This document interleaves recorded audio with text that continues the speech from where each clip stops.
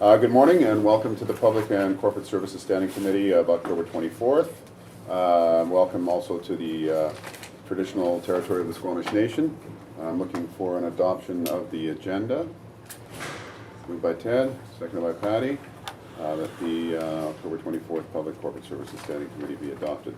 I also wanted to thank the RCMP for hosting us here this morning in their Squamish detachment, and just a moment I'll have Jeff Christie step up if you like. Oh yes, all in favor, thank you. Motion carries. If Mr. Christie would like to come in and say a few words here. Okay. Looking for any business arising from those minutes of June 27th? Seeing none. I'll move we approve the minutes. Okay, thank you. Second. Thank you. All in favor? Motion carries. And I think we'll... I could make up business arising if we need to. Do you want to make up some business arising? I think we'll move on and we'll let him speak afterwards. Okay, that's probably better. So we're going to get straight into business. We have Devin Guest presenting. Our film and events manager is presenting the youth engagement strategy. Oh, one sec. I'll take a step back because I know you're a busy man, sir. So I just wanted to give you the opportunity to welcome us all into your home. You can't stand there. You have to sit at the table. Sit beside Jeffrey. The two Jeffs. Stand right in front of the camera. Could be in the meeting where there were three of us. Thank you, Christine, for sharing your table. Well, good morning, Council. Welcome to your police station. And in the spirit of community policing, and Mr. Chair and Your Worship, and all your staff, that this is your police station that provides service to your community. So we're deeply honored to have you with us today. And as you're aware, we'll be doing a tour later, and I'll be speaking. But through the day, if there's anything that we can do to make your visit more comfortable, please let us know. And Dawn Marie Haldenby will be at this door in that role, as well as you'll see some of us coming and going. But on behalf of the RCMP, welcome. This is your home. Thank you. Thank you. So, Thank you. And so, to business, item 4 is our youth engagement strategy, and I'll turn it over to Ms. Guest. Thank you. Good morning, Chair, Mayor, and Council. My name is Devin Guest, and I'm here today to present to you to update you on the initial strategy behind the youth engagement strategy. Our objective today is to update you on the process we've undertaken in developing the youth engagement strategy, to describe our approach and why we've decided to do it this way, and to let you know where we're at with the timelines. A quick introduction of the project team who has been working away on this. Myself, Devin Guest, Alex Anderson, who I'd like to introduce as an invaluable member from Sea to Sky Community Services, Shannon Gotts from Rec Services, and who will be doing the lion's share of the actual program itself with the youth is Pierce Mundy from Sea to Sky Community Services, and acting as our district project coordinator. So a few notes just before we get going. The category, so youth 13 to 18, the category encompasses youth from approximately 13 to 18, not because it can't stretch to the upper limits of the definition of youth, which would be 24, but because that would require a different engagement for 19 to 24. And we can't assume that their values match those of the youth outlined in the project. Understanding the perspective of youth is really moving to the front and center of many levels of government, with programs like Apathy is Boring and more recently Squamish's own children's charter. It's no longer valid to be assuming how youth want to be included. Tokenism. Through developing this program, we're presenting today, the concept of tokenism has been really front and center, and how it could negatively affect outcomes of a program like this. And so we don't want to merely pay lip service. Therefore, we have adopted the motto, nothing about us without us, which is used to communicate the idea that no policy, strategy, framework should be decided by any representative without full and direct participation of the members in the group affected by that policy. So, What issues are we actually trying to address? Far too often, adults in our community are found guilty of assuming that they know best. We make decisions and activate ideas based on their understanding of what they think the youth want and need. This often results in short-term, small-scale success, as the missing piece of the logic is the presence of youth, the young people in our community. In Squamish, we are facing this reality. If youth do not experience a sense of belonging, they are not connected and engaged as community members. There is a very immediate need for a comprehensive, well-thought-out approach to supporting youth. The opportunity for youth needs to be as diverse as they are. Previous attempts like the Teen Action and Advisory Group and World Cafe to engage youth have only ever lasted as long as the individuals have been involved.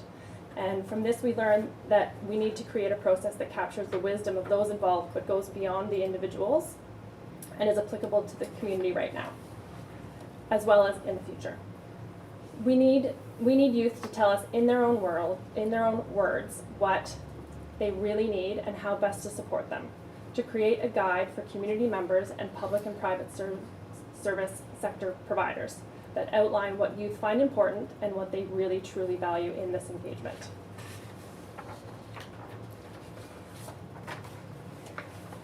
So working towards change. The change we're working towards is to place youth in the driver's seat in creating a strategy that our entire community can adopt. The idea was born from Council's strategic plan, and we want to ensure that this strategy goes far beyond the individuals involved in the project, and that it creates a framework for how to engage youth successfully in the future as well. It will provide guidelines around engagement and with youth that are written by youth. This project will entirely be driven by youth with the support of project staff, a third-party facilitator, municipal staff, mayor and council, and other committed stakeholders. We will place youth at the very center of every decision being made along the way. This youth committee will decide in how to engage, who to engage, what to ask, and what the information means and what patterns emerge. This shift to a youth-centered approach is meaningful because it places the power and the decision-making primarily with youth, with the young people who are impacted by those decisions. It sets a tone for developing a youth engagement strategy that is youth-centered, and it creates a template for future work with youth in the community that can be used across the community. This becomes extremely meaningful because young people who feel cared for and heard in their community grow up to be adults who are cared for and foster growth in that same community. So our approach, through the assistance of the development grant from the Vancouver Foundation that we were successful at, which we got word on a few months ago, this project will be led by the motto, "Nothing about us without us," as previously mentioned, and with youth being the us. This project will be threefold. It will involve a series of events designed to attract youth from across the community in order to encourage their participation in creating a youth advisory. Once formed, this advisory will work with the facilitator to map out a process for creating a youth engagement strategy. What are the important questions to ask? Who do we want to involve? And how do we know that we're on the right track? Finally, this committee will continue to work with the facilitator to develop a youth engagement strategy, present to the community for feedback, and finally present to Mayor and Council for adoption. This process has been developed through ongoing conversations with youth attending the Squamish Youth Resource Center via Sea to Sky Community Services, as well as municipal staff, council members, and other service providers, along with the data collection from the World Cafe for students held in Squamish. Development will be monitored by the project team by surveying and talking to those who contribute, and by engaging with other groups of youth who may not choose to be a part of this committee, but are invested and have a voice to seek their feedback along the way. Decisions and steps will not be made or taken without the confidence that we are on the right track. We're currently partnering with Sea to Sky Community Services, Big Brothers and Big Sisters, and Recreation Services, and intend to work closely with Squamish First Nation youth team. Beyond these partners, it's our intention that any other group or individual involved will be determined by the Youth Advisory. With the help of the facilitator and support of the project coordinator and staff, this group may decide to invite others to the table, provide feedback, and partner at any stage along the way. The adults involved will use their connections in the community and distribution channels to assist youth in reaching those who they would like to involve. But the decision of who will rest solely with the young people at the table. So just quickly, here we are in a project timeline. I've thrown up, this will be an 8-month program, and so from October to February, and then from March till June, here's our timeline. We are what you would call in the startup stage. We are in initial meetings with the program startup, with Pierce coming involved. He's about to launch a social media campaign and really dive into the marketing awareness aspect of this program, and with the first youth event to be held in January. So November and December are really trying to draw those members of the community out, of the youth in the community, and with the first movie night, community movie night. Maybe I can have Pierce talk a little bit more about that first engagement, but so this engagement runs from October till June, and from there, coming out of that, we expect to deliver to Mayor and Council for adoption a framework and strategy on youth engagement. Thank you. Question? Feedback? Tony? Thanks, Devin. I think you hit the nail on the head with tokenism, and I think we've tried to, over the last couple of years, create a real conversation with the youth, but it has felt a little like tokenism. Go in, do something good for a little bit, but it's not sustained. So how do we see this being able to lay a foundation, so this is a program that just continues to build, instead of, you know, as you said, some champions leave and then all of a sudden programs just go by the wayside. How do we create this as a foundational piece in terms of our engagement and really getting youth involved in, I mean, we're building their city of the future, so they need to be involved in how we are deliberating on issues and building their town, so. Totally, and like you just said, this document or this framework will act as a foundation. So it is being developed for youth by youth, but the application of it exists that it will live beyond the youth that create it, and it will be applicable to the youth who create it. So public sectors like rec services or the library can, when they're seeking feedback or they're developing programs for youth, they can take this framework and apply it over and execute on it, so that they can then launch off from there, knowing that this work has already been done, and knowing that this is a framework that has spoken with youth and has considered them and has been really developed by them. If you have anything to add, please jump in. Yeah, I very much understand that point, and even in saying that, you know, the youth who are developing this project, you know, eventually they will not be in this age frame category any longer. One of the biggest differences with this from pieces that have been put together in community previously is that when we as service providers have gone in, that we are the ones who are determining what questions we need to ask. And this will hopefully roll it a step back, and the youth themselves will be the ones who are developing those questions that they think service providers should be asking, or community members should be asking. And it might be that we determine we need to refresh and ask those and go through that process again if it starts to feel a bit stale, perhaps in 5, 8 years, whatever that is determined to be. But through this, we will have developed what that process looks like, and we'll stick to that process. So do we ask the same types of questions? Well, we know that we need to go to youth and get them to develop those questions first of all. That's a bit of an example. Mm-hmm. So it's really just rolling it back a step further and involving them from the ground up. But we don't really know what works for them in involving them from the ground up yet. And if I could just speak to the IAP2 framework in terms of, and going back to your point about tokenism, we, looking at this project, think that currently at the district we exist somewhere around consult. And so taking youth through this and we're really putting them in the empower stage of the decision making. And so during this process, they will exist in the empower, and then once the framework is adopted, it will likely reside somewhere between involve and collaborate, so that it's where we can live in infinite, as long as it doesn't need to be refreshed. Thank you. Karen? So I know we've defined youth as 13 to 18, but can we define it by grade? Because many students going to Don Ross are actually 12 when they start there. So is there a reason that we've chosen age versus grade?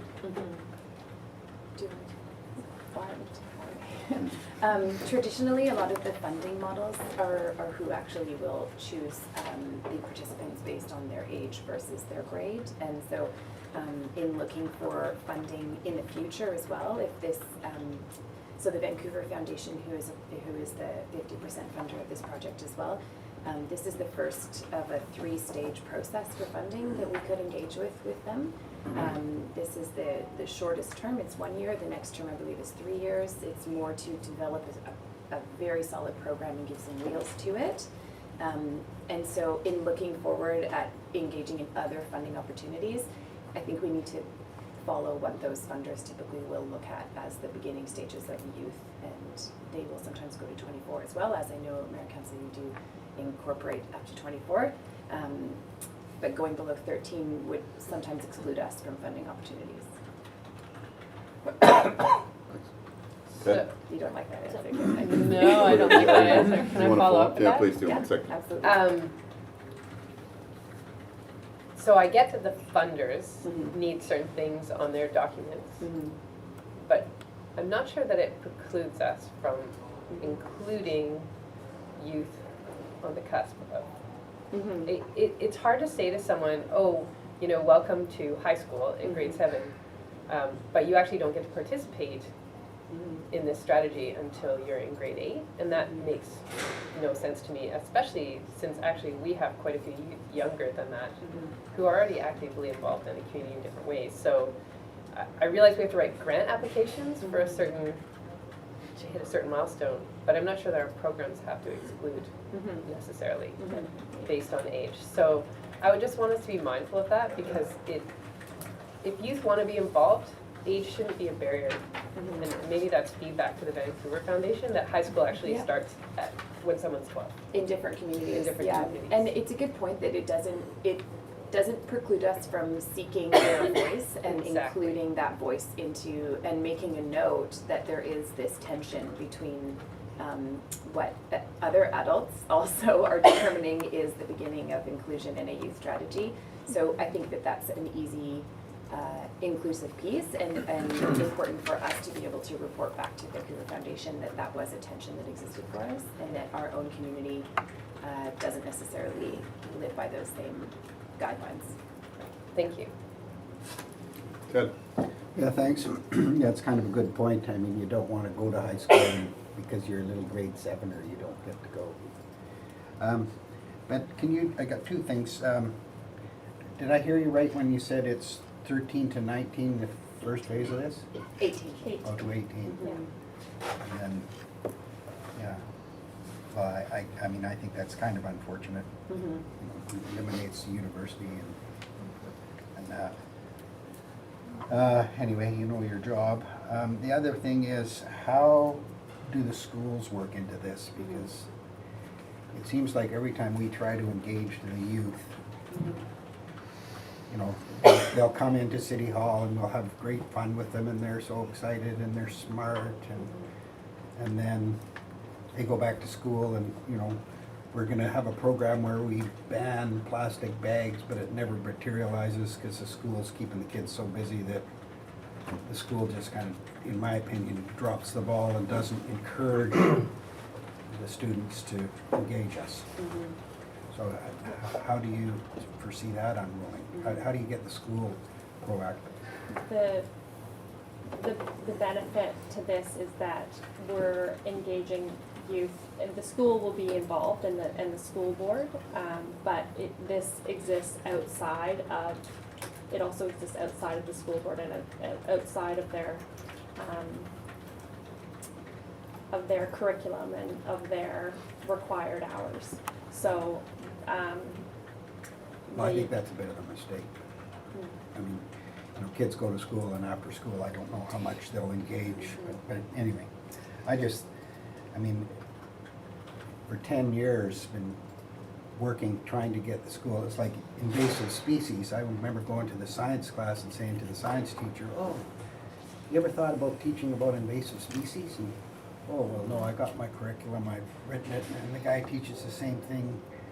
And so the nut to crack for me is integrating it into the school system. And that, yeah. And I can respond somewhat to that in terms of the process of developing the grant application itself. I have had many conversations with the school counselors and the administrators that I can get a hold of. Sometimes it's difficult because it's true, it's a very, very busy and tight schedule that they have. But there's quite a move towards bringing in other community services to help augment what's being offered in the school and to try to create a little bit more collaboration within the walls of the school.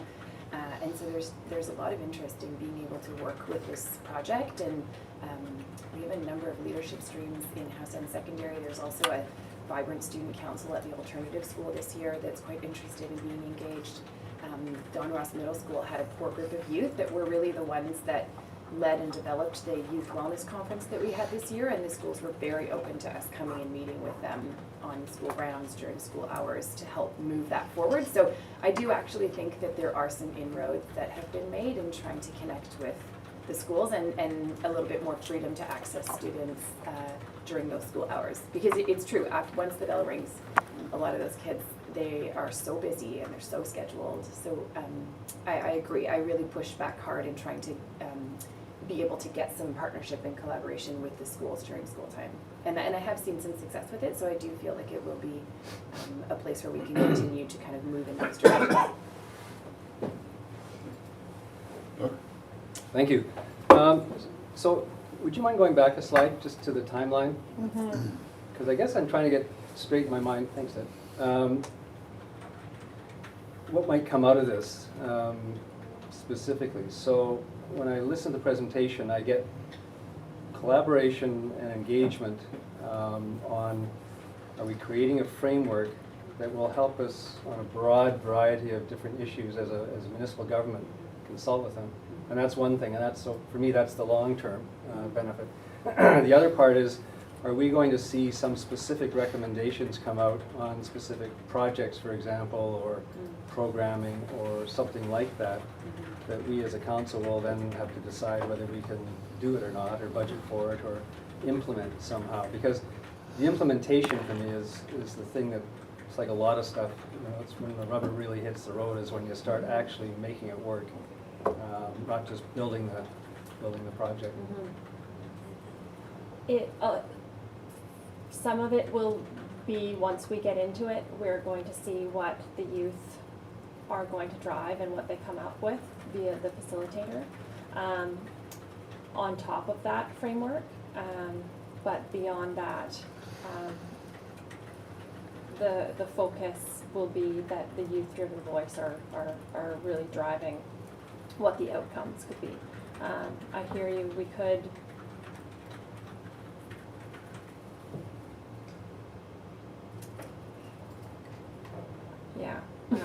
no. I hear you with the specific project, and it might be something that we can take away. I think that we can. If I might just follow up on that, because Go I think what we don't want to have come out of this is disappointment, and they generate a project and we say sorry. It doesn't work for whatever reason. And so if that is perhaps the way it might be going for part of this, maybe we should get engaged in that at an earlier stage rather than just at the end, because, and give them some input about the types of things that might work or not work, budget issues, the reality of it. And so there, maybe that'll help shape the project a little bit, so at the end of the day, it might be something that could go ahead and not something that's just sort of pie in the sky. Thank you for that. So I'll just leave you with that. Yeah, thank you for that. Sure. So, I'll build off what Doug said. My understanding is this is building a strategy for how youth will be engaged in our community over the long term. Right. And so that is possibly, we don't know what that looks like yet.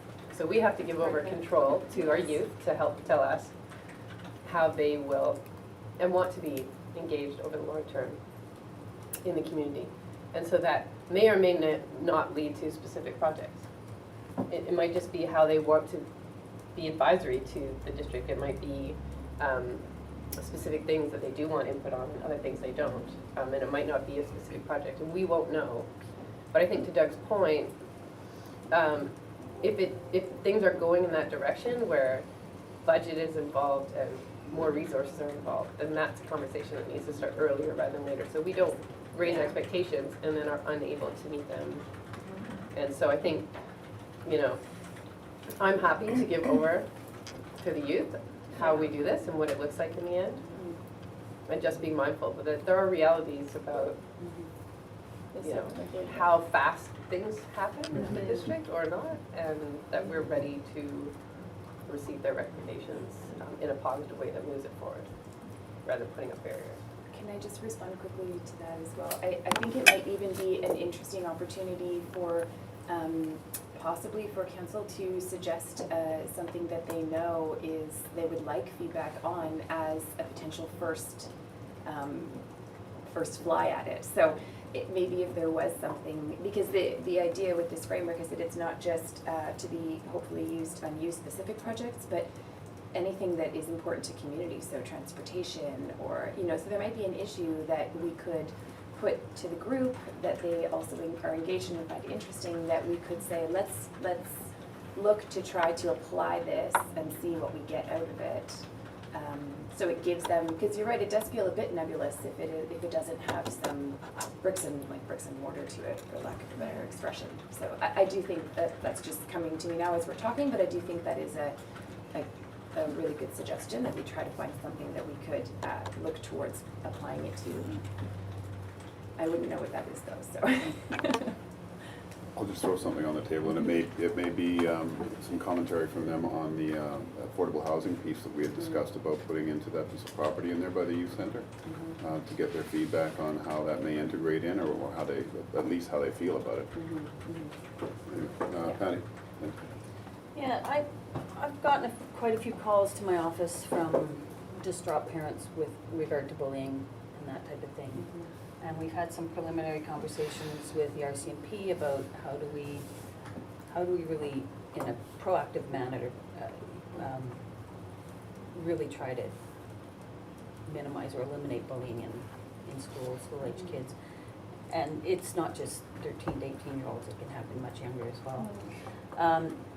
So that's certainly something we're sort of working on in a side stream, and looking a little bit into, I think it's the Swedish model called Kivo, where they've integrated this anti-bullying. So maybe that's sort of something that's dear to my heart, just because I do hear the absolute pain and frustration in parents' voices when they having a child go through this type of thing. So if you're looking for something, that would be, I think, a very critical project. Yeah. Thanks. Ted? Thanks. So, lots of great comments. So there's transit, drugs, sports groups, computer groups, the figure skaters, the swimming groups. How are you gonna go after all these guys? Are you gonna go to the schools? Well, I'm thinking about the schools still, and in my mind, I envision all this information gathering being done in the school, and then I thought, well, that can't be right. So I'm just wondering about all those other groups, and like Pete brought up, the youth center, or the affordable housing next to the high school. I mean, our systems should be in place that we're sending out the questionnaires to them and inviting them to the public meetings. I mean, we should have that all in place anyway. Right. Us now. I mean, you know, and I know a few years ago, I think we attempted to start sending the agendas to the high school, to that group of, there was a group of leaders in the high school, a fabulous little group. And it was, anyway, and I think that just petered off, and we don't send them the agendas anymore. So I'm just wondering about the engagement, of how we're gonna engage all those groups. And I feel as though if we drop the 19 to 24, we're eliminating the university, which is to me a big mistake at this point, because they could really help. You might even get some class members doing courses on it. And, you know, they're the ones that, to me, that group, I mean, the little group is important to get, but you can't lose that big, smart group. And I think you said it. No? But in the engagement, can you answer the engagement a little bit on that? Yes, How do you so feel sorry, about what's that? the, so like, sort of more of the specifics around how the intention is to No, engage that's those groups? Yeah, Pierce, go for it. There's a few different strategies, because you're absolutely right. In terms of the way that youth engages, they need to see a face. They need to be engaged either one-on-one or within a classroom, especially because that's the only time you really gather them as a group.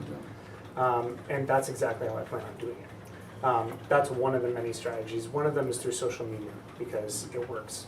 They love social media. But the other part is actually going in and booking appointments with the schools and saying, I'm gonna be speaking to this class on this day, and this is the time block I need.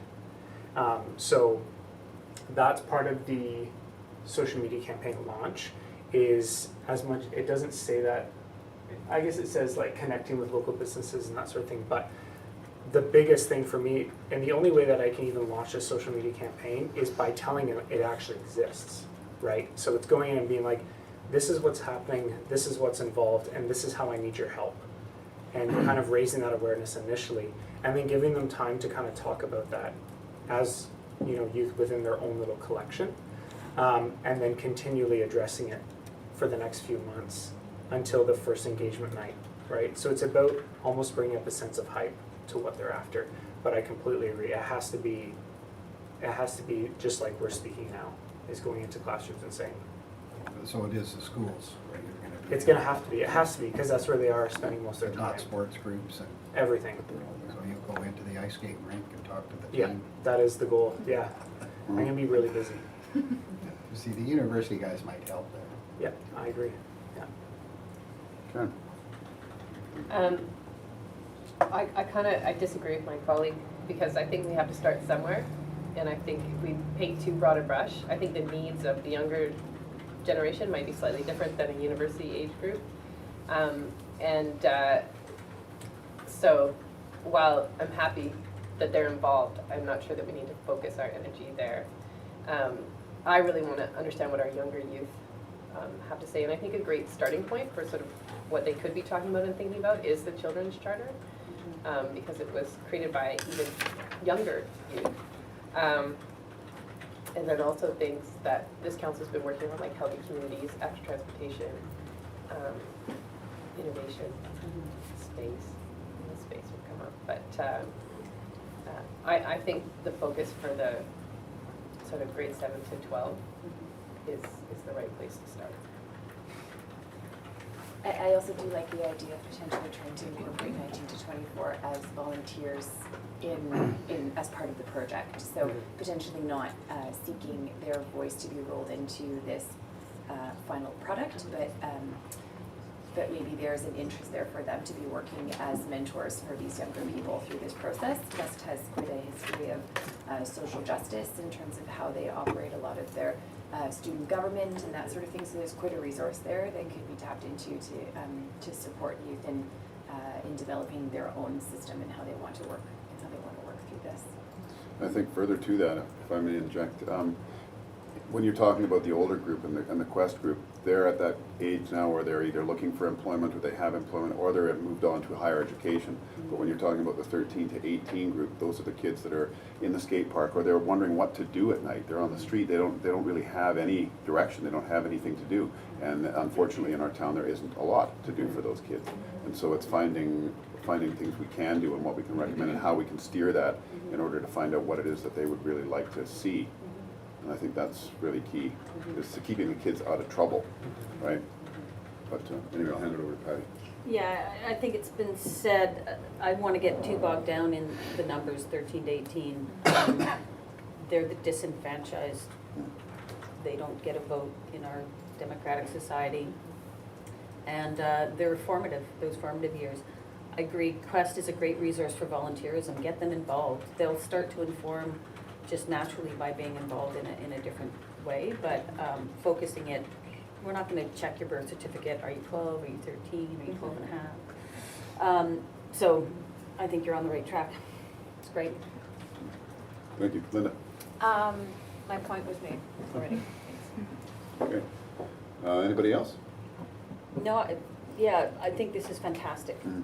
And what I'm looking for is something that will outlast this council, outlast all of us, and become just part of how we do governance, how we build a community. Yeah. And it's foundational within society, and they have their voice, they're empowered through this process, and they're enfranchised through this process. Okay, well, thanks very much for your presentation, Devin. And Thank you you all for for the coming. feedback. Very much appreciated. Thank you. And so we'll move on to the second item, Do which you is... want an endorsement motion of any kind, or is that Yes. necessary? Yes? Yeah. Okay. When in doubt, staff says promote. Clarity is good. Council wholeheartedly support the youth engagement strategy, and there you go. Second. All those in favor? And could I just say, like, any way that you think we can be involved, you know, if someone wants to do a poetry slam competition, I'm there. But no, like, seriously, like, use Yeah. us if it helps. Totally. If it doesn't help, don't use us. It will help, because you It have will. a very big Yeah. and broad idea, which even for myself, I just don't see, right? So the way that you're able to input, like, these are the pressing issues within our community, if I can take those and give it to them and say, can you run with this, they will. So having those opinions and those ideas are crucial to the program's success. Yeah, I think after talking to you guys today, we'll definitely go back and reevaluate where we were going to be injecting you. I'll put forward the question. All those in favor? Motion carries. Thank you very much for your time. Thanks, guys. Good Appreciate job. it. Moving on to item 4.2, which is our library presentation from Hillary Bloom. Hillary, all yours.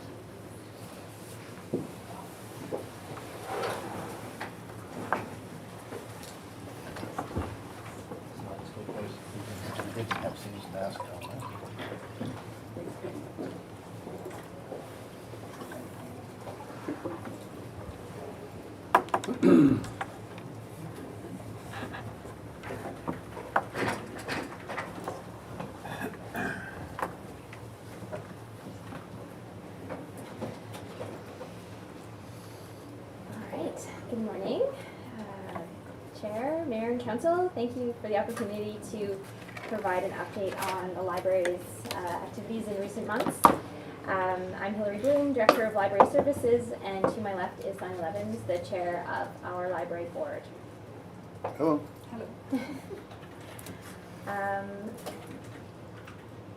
I handed out a couple of items ahead of this morning's meeting, and the first thing I just wanted to draw your attention to is the annual report, which is the larger document. This is our 2016 annual report, and much of its contents were included and fed into the district's annual report released earlier this year, but wanted to make sure you each had your own copy of it. And much of this information also gets included in our provincial grant report that we submit to the Ministry of Education each year as well. Some of the things in there that I wanted to point out are things like our very successful 60th anniversary celebrations that were held, the Truth and Reconciliation initiatives that carried out on through 2016, and of course our children's area renovation that wrapped up right at the end of last year. But my main purpose today is to talk about the current year, which is 2017, and in particular just update you on the initiatives that were made possible specifically due to district funding in the 2017 budget. And Sonia will be sharing a couple of the stories that have come out through community members who have participated in things, just to sort of give an idea of some of the impact that we've heard so far on what we've been doing. One of the new initiatives this year was the addition of lynda.com to our online platform. Lynda.com is an online learning platform, essentially a very vast video library that helps anyone learn business, software, technology, and creative skills. So that became available to our library patrons in July with great enthusiasm, and it can be accessed anywhere through our website using your library card. Usage is increasing as people learn about its availability and usefulness, and we can certainly continue to do more to spread the word about that, because as people learn what it is and how useful it is, the popularity is growing.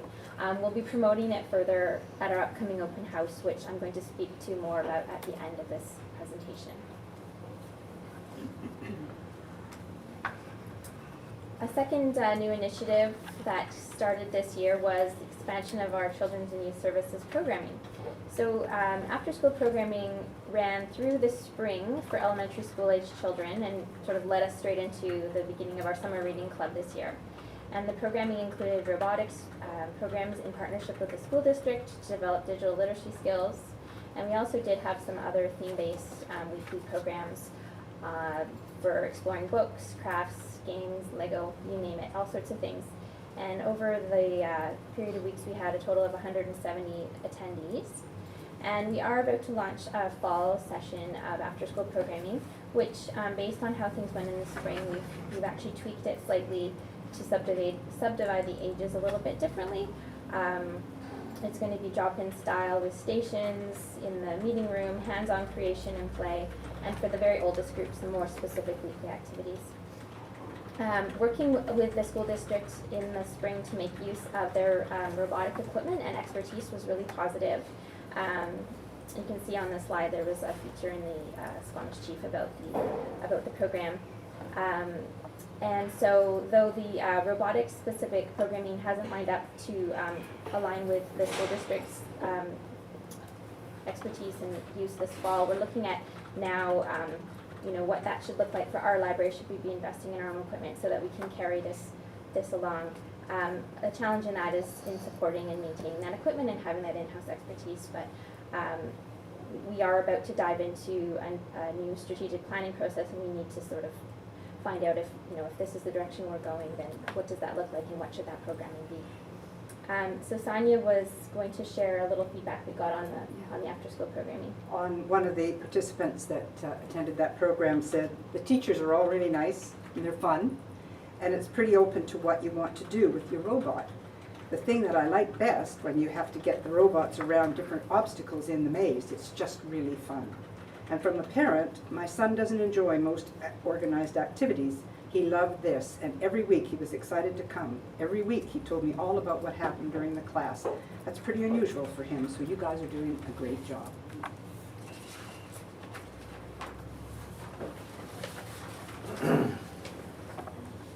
We received an additional $1,000 lift to our annual grant from the district that's for our collection budget. So that increase in our budget for purchasing print and digital materials is always of benefit and help, and it helps to offset the impact of the weak Canadian dollar. Our circulation statistics and monthly visits are still very high, and another exciting thing that's developed this year is that we have now a more direct process in place for bringing in materials from other Sea to Sky libraries. So it's making our interlibrary loan system more efficient. And that's actually going to even go another step further in the new year, whereby Whistler, Pemberton, and Squamish library catalogs will sort of all be shown in our search results when our patrons come to use our library, and they can put a hold directly from there, and those materials will be arriving within days. So it sort of amplifies the catalog access that our patrons have. I'll speak a little later about the survey that is underway right now, but some of the early survey results still continue to indicate that though we do much more than loan out books now, the public is, still values that our collection and having more materials. That's still very much a very high priority. So it's great to have that lift to the budget.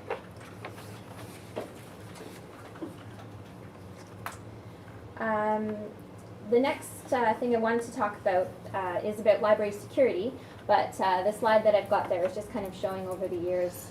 This is monthly visits, and interesting to see that it's 2017 is around the same as 2016, 2015, but yeah, it's definitely a busy place and continues to be.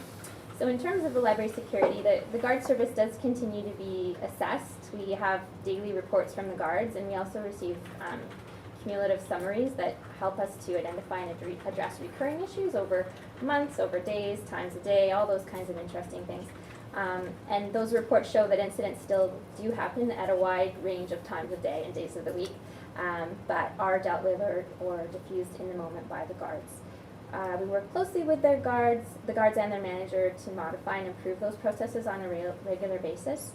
And our guards will be undertaking training alongside library staff coming up on November 3rd to ensure we all approach library safety consistently. So we have a day-long professional development session called Patron Violence Prevention for Library Employees. It's tailored specifically for library staff. Safety continues to be a standing item for discussion on all our staff meeting agendas, and library staff offer suggestions about the guard service as we go along. Another really nice thing is that in terms of who is comprises our guard staff, it tends to be two consistent people, one person essentially 5 days a week and the other person the other 2 days, so we have that ability to have a direct connection with them and have this sort of consistent approach to what's going on. So in addition to those four items I talked about, we had all sorts of other things happen this year that came our way and that we were able to bring to fruition so far. One thing is our new seed library, which is in partnership with Squamish Climate Action Network. So that lives in our library, and it's a sort of a self-serve system, and the fact that it's one of the community gardens is right across the street has meant that they've sort of had these programming opportunities to teach people about gardening and how to also get the seeds back and preserve them for next year. The giant check picture was that Squamish Savings has provided us with some funding to continue a subscription to an electronic service called Grant Connect, which is a really great database of grant funding opportunities for nonprofits in our community, and so that's been of great use to many other organizations in town who can come in and use that in the library, and they've provided the funding for another 2 years on that. And then the newspaper article was the work that Quest's Richard Hoshino, mathematician extraordinaire, did with our library to help develop a scheduling software solution for our staff schedule. So he actually tasked it out to to students this summer as a project, and in a very, very short period of time, they turned around and created this program, and then he since has worked with us to tweak it to really solve a challenge that we had, which to him makes it look very effortless, the whole thing. So that's been really great too. Anyway, and then lots of other great things have happened. We have a board game club once a month on Sunday afternoon, so you can see some people playing board games there. We've had some great artist workshops and author visits. Our summer reading club student is there lying on the mural, and they were a great group of students to have running our program again this summer. We actually had our MP, Pam Goldsmith-Jones, pop in for a visit because the summer students are funded through a federal grant every year. And then we had some pop-up libraries specifically at the farmers market over the summer, which was a really great way to tap into community feedback as well. And then we had a really fantastic email from a parent about the summer reading club this year that Sonia was going to share. Anyway, the summer reading program was just amazing this year, and so many students there. But one parent wrote in, "Thank you for running such a fantastic program. Before we moved to Squamish, we took part in the summer reading programs in both Vancouver Public Library and the North Vancouver Public Library. Squamish Library has really gone above and beyond the usual read every day and get a prize children's programming. My kids loved the session with you yesterday, and we are very excited to hear Michael Allen bear talk. And a tourist on the street heard them talking about it and wanted to know if she could come to the talk as well. And now with your story competition, my kids are totally engaged. My daughter has dyslexia, and encouraging her to read and write for pleasure is challenging. She's currently writing a bear story in her very best writing. Thank you. My son doesn't really write yet, but the other day he checked out a book on coding in Scratch for children. He has decided that he will write his story in Scratch on the computer. Quite what this involves is totally beyond me, but he seems to know what he's doing, so I just wanted to thank you for a fun, engaging summer program. I really appreciate your part in motivating my kids to read, write, and learn this summer." Big pat in the back, I think.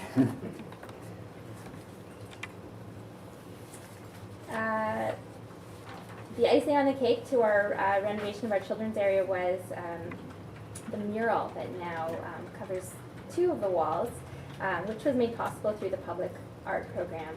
So you can see there some great snapshots of a local artist's work, Sierra Douglas, and we were able to capture, she was able to incorporate our ideas of text and inspiring quotes about the power of reading in books and children. And the gold leaf of the text truly glows, as you can see when the sun is shining on it. It's really magical. And her concept around the bees and the honeycomb is that of a honeybee population being a perfect representation of community and working together. And she's, and her thoughts were that's something that really ties into what the library's role is in the community as well. So we're really happy with how that all happened. We've had some really nice recent reviews about the library. I feel like we're just really tooting our horn right now, but Toot away. yeah, you know what? It's great to see these things. Don't take that literally. No, thank you. Saying. But our staff work really hard, and to see it coming out unprompted by people who, you know, may or may not even interact with staff, but this is what makes it. This is what they feel when they're there. Is significant. So we do really try to make a point of celebrating these things. So some nice poetic words there from a couple of Facebook users, and our social media following in general is great. We have a big following on Facebook as well as Instagram, and that just helps to reach different people in different ways. So the thing I alluded to a couple of times ahead of now was that we are running a community input survey, and we, as of last night, we're at 389 responses and counting. So that's a really good response rate so far, and we still have another week and a half to go. We've been kind of relentless at encouraging people to do it, and we've had pop-ups at grocery stores and Brennan Park and farmers markets to try to reach non-users as well, because we're really trying to hear from those people as much as our current library users. There's a link from our homepage, so I encourage everyone to fill out the survey and to encourage others to do so as well. And we'll be creating a summary report after the fact, and we look forward to me reporting to you on what we've heard from the community on that. And then the second thing on there is also a little page that I included with my handout earlier this morning, which is our open house. It's coming up soon. It's coming up Thursday, November 2nd, and it's from 6 to 8 p.m. And that's the last day of our survey, so we're sort of celebrating the end of that. And it's right at the tail end of October being historically sort of Libraries Month, where we typically do some sort of open house celebration around this time of year. But the format for this year's open house is an opportunity for us to dig in a little deeper into some of what we're hearing from the survey. So we've got, the meeting room will be an opportunity to, there's gonna be sort of a big graffiti wall and an opportunity to engage with staff and board. And some of the themes we're already hearing are to do with space needs, programming ideas, all of that. And then other parts of the library are going to have a spot where we're gonna highlight some of our digital services, things like lynda.com, things like the Grant Connect database, our ebooks, all of that. I hear a rumor that there may be mini golf being played in the teen area, and the children's area has got a plan for something fun over there. So it's for all ages. There's cake. There's always cake. And I will hope that some and all of you are able to pop by at some point that evening. And we'll be pushing out that invitation through email and whatnot as well. So feel free to forward that when you receive it.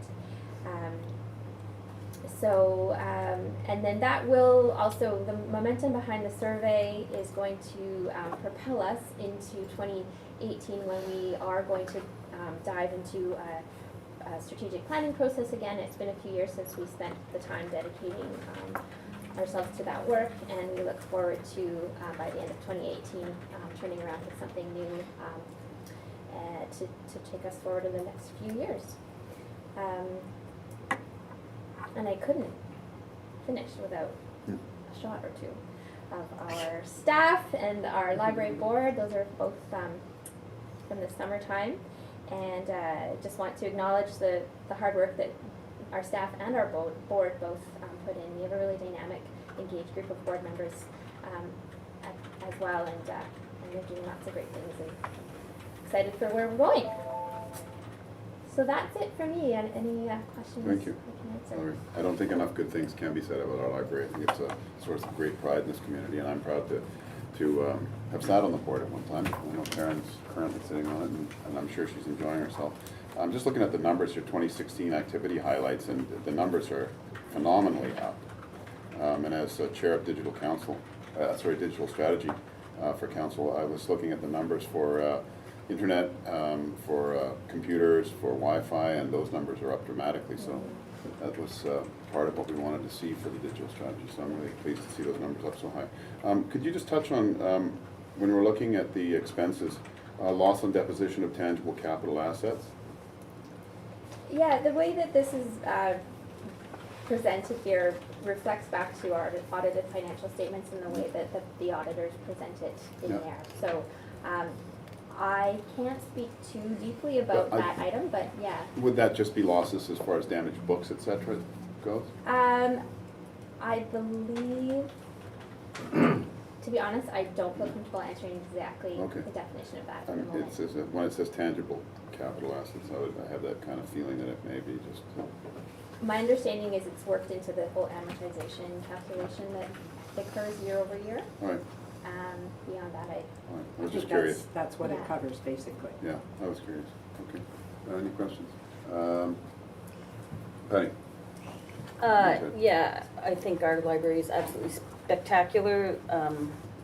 I want to really give you guys kudos for being leaders in a lot of different issues, particularly in 2016. Your Truth and Reconciliation program was fantastic and really helped kickstart that conversation in the community. It was really a foundational piece, so I want to thank you for that. And as well as many, many other, you've got them listed in your report here.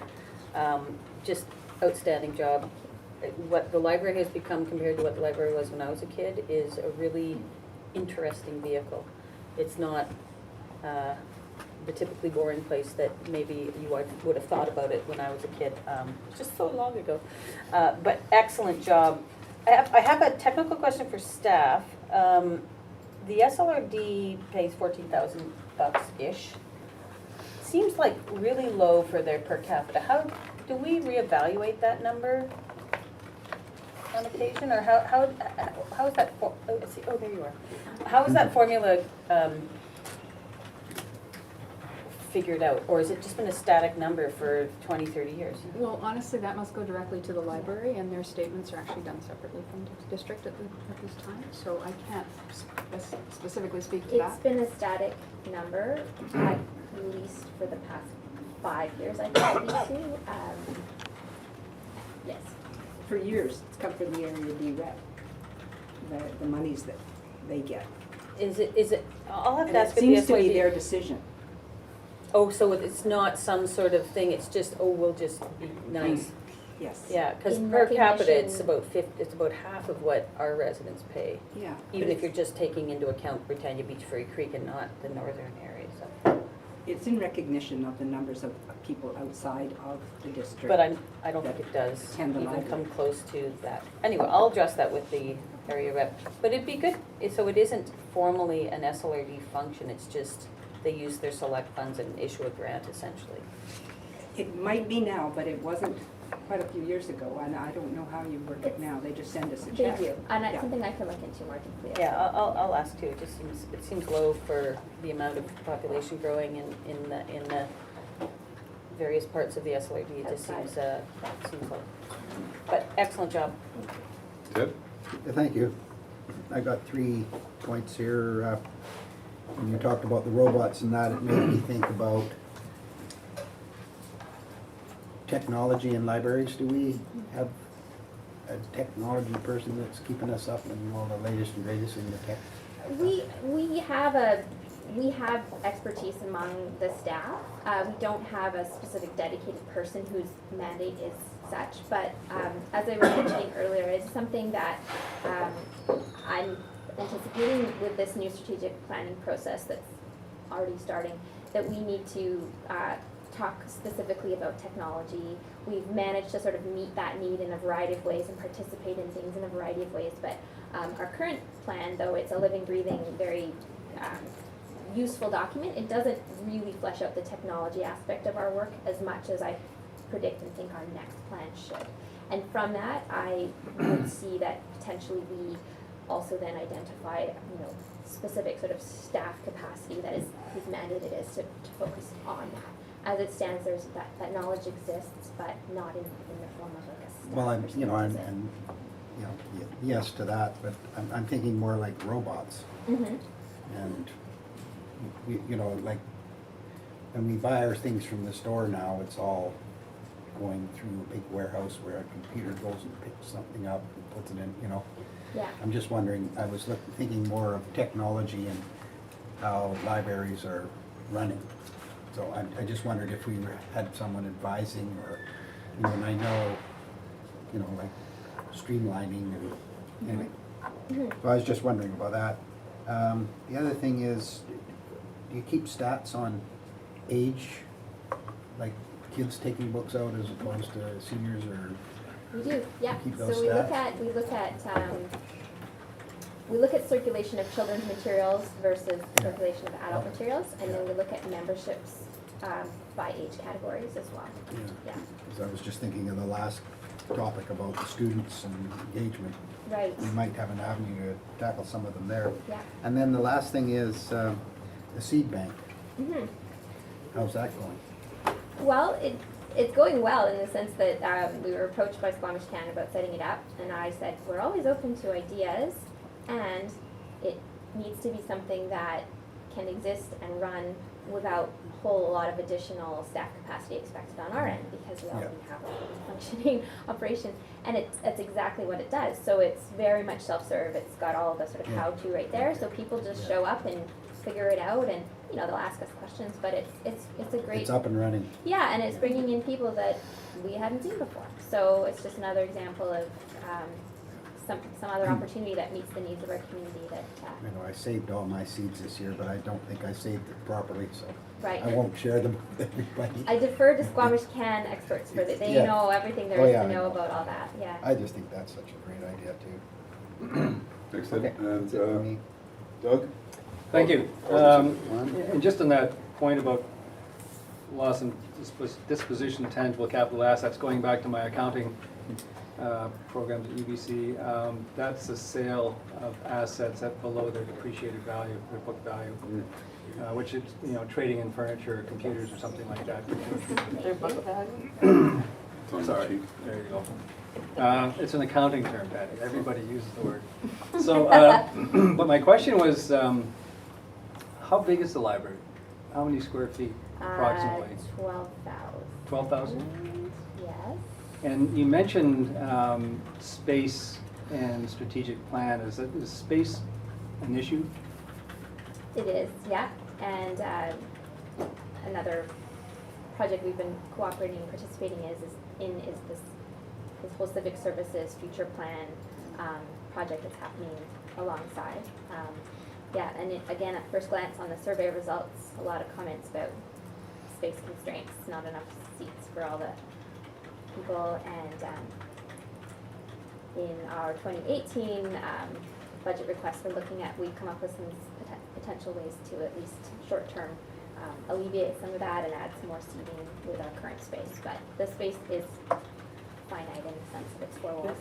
And just a final question at this point, are there kind of industry statistics about how many square feet per population, for example, or anything like that? Is there any kind of a standard? And in working with the consultant on the feasibility study to do a civic services, we did sort of get into that and talk generally about it. So that's been factored in terms of the projections that were made as for a town of our size, library of our size, what that should look like in the future. Yeah. Thank you. Okay, thank you. Anybody else? We're talking good on time, so we can move on to the other two items, which are strategic plan update. I want to thank you for your presentation and your terrific work. Thanks that you very all much. do. Love the library. Moving on to item 4.3, strategic plan progress update from Ms. Glenday, our CEO. Can you take one for a second? Yep.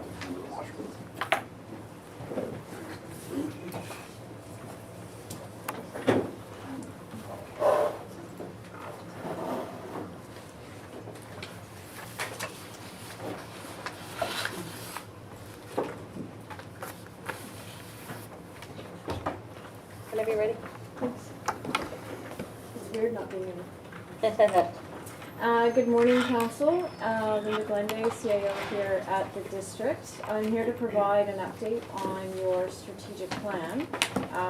The update is as of September of this year, even though we're in October, because we had to gather all the information from the department heads and the staff. This is an overview of action items completed to date from the beginning of your term. Those that are in progress are in red. On deck are in the darker blue, and those are items that through the council strategic update workshops that we've done over the last 2 years that council has agreed to put on deck given staff capacity. In the gray are those items that will extend beyond the end of your term. An example includes the Technology Transformation Program, which goes into 2019. Regional transportation, we're just assuming that it will be a longer project with the other agencies that goes beyond 2018.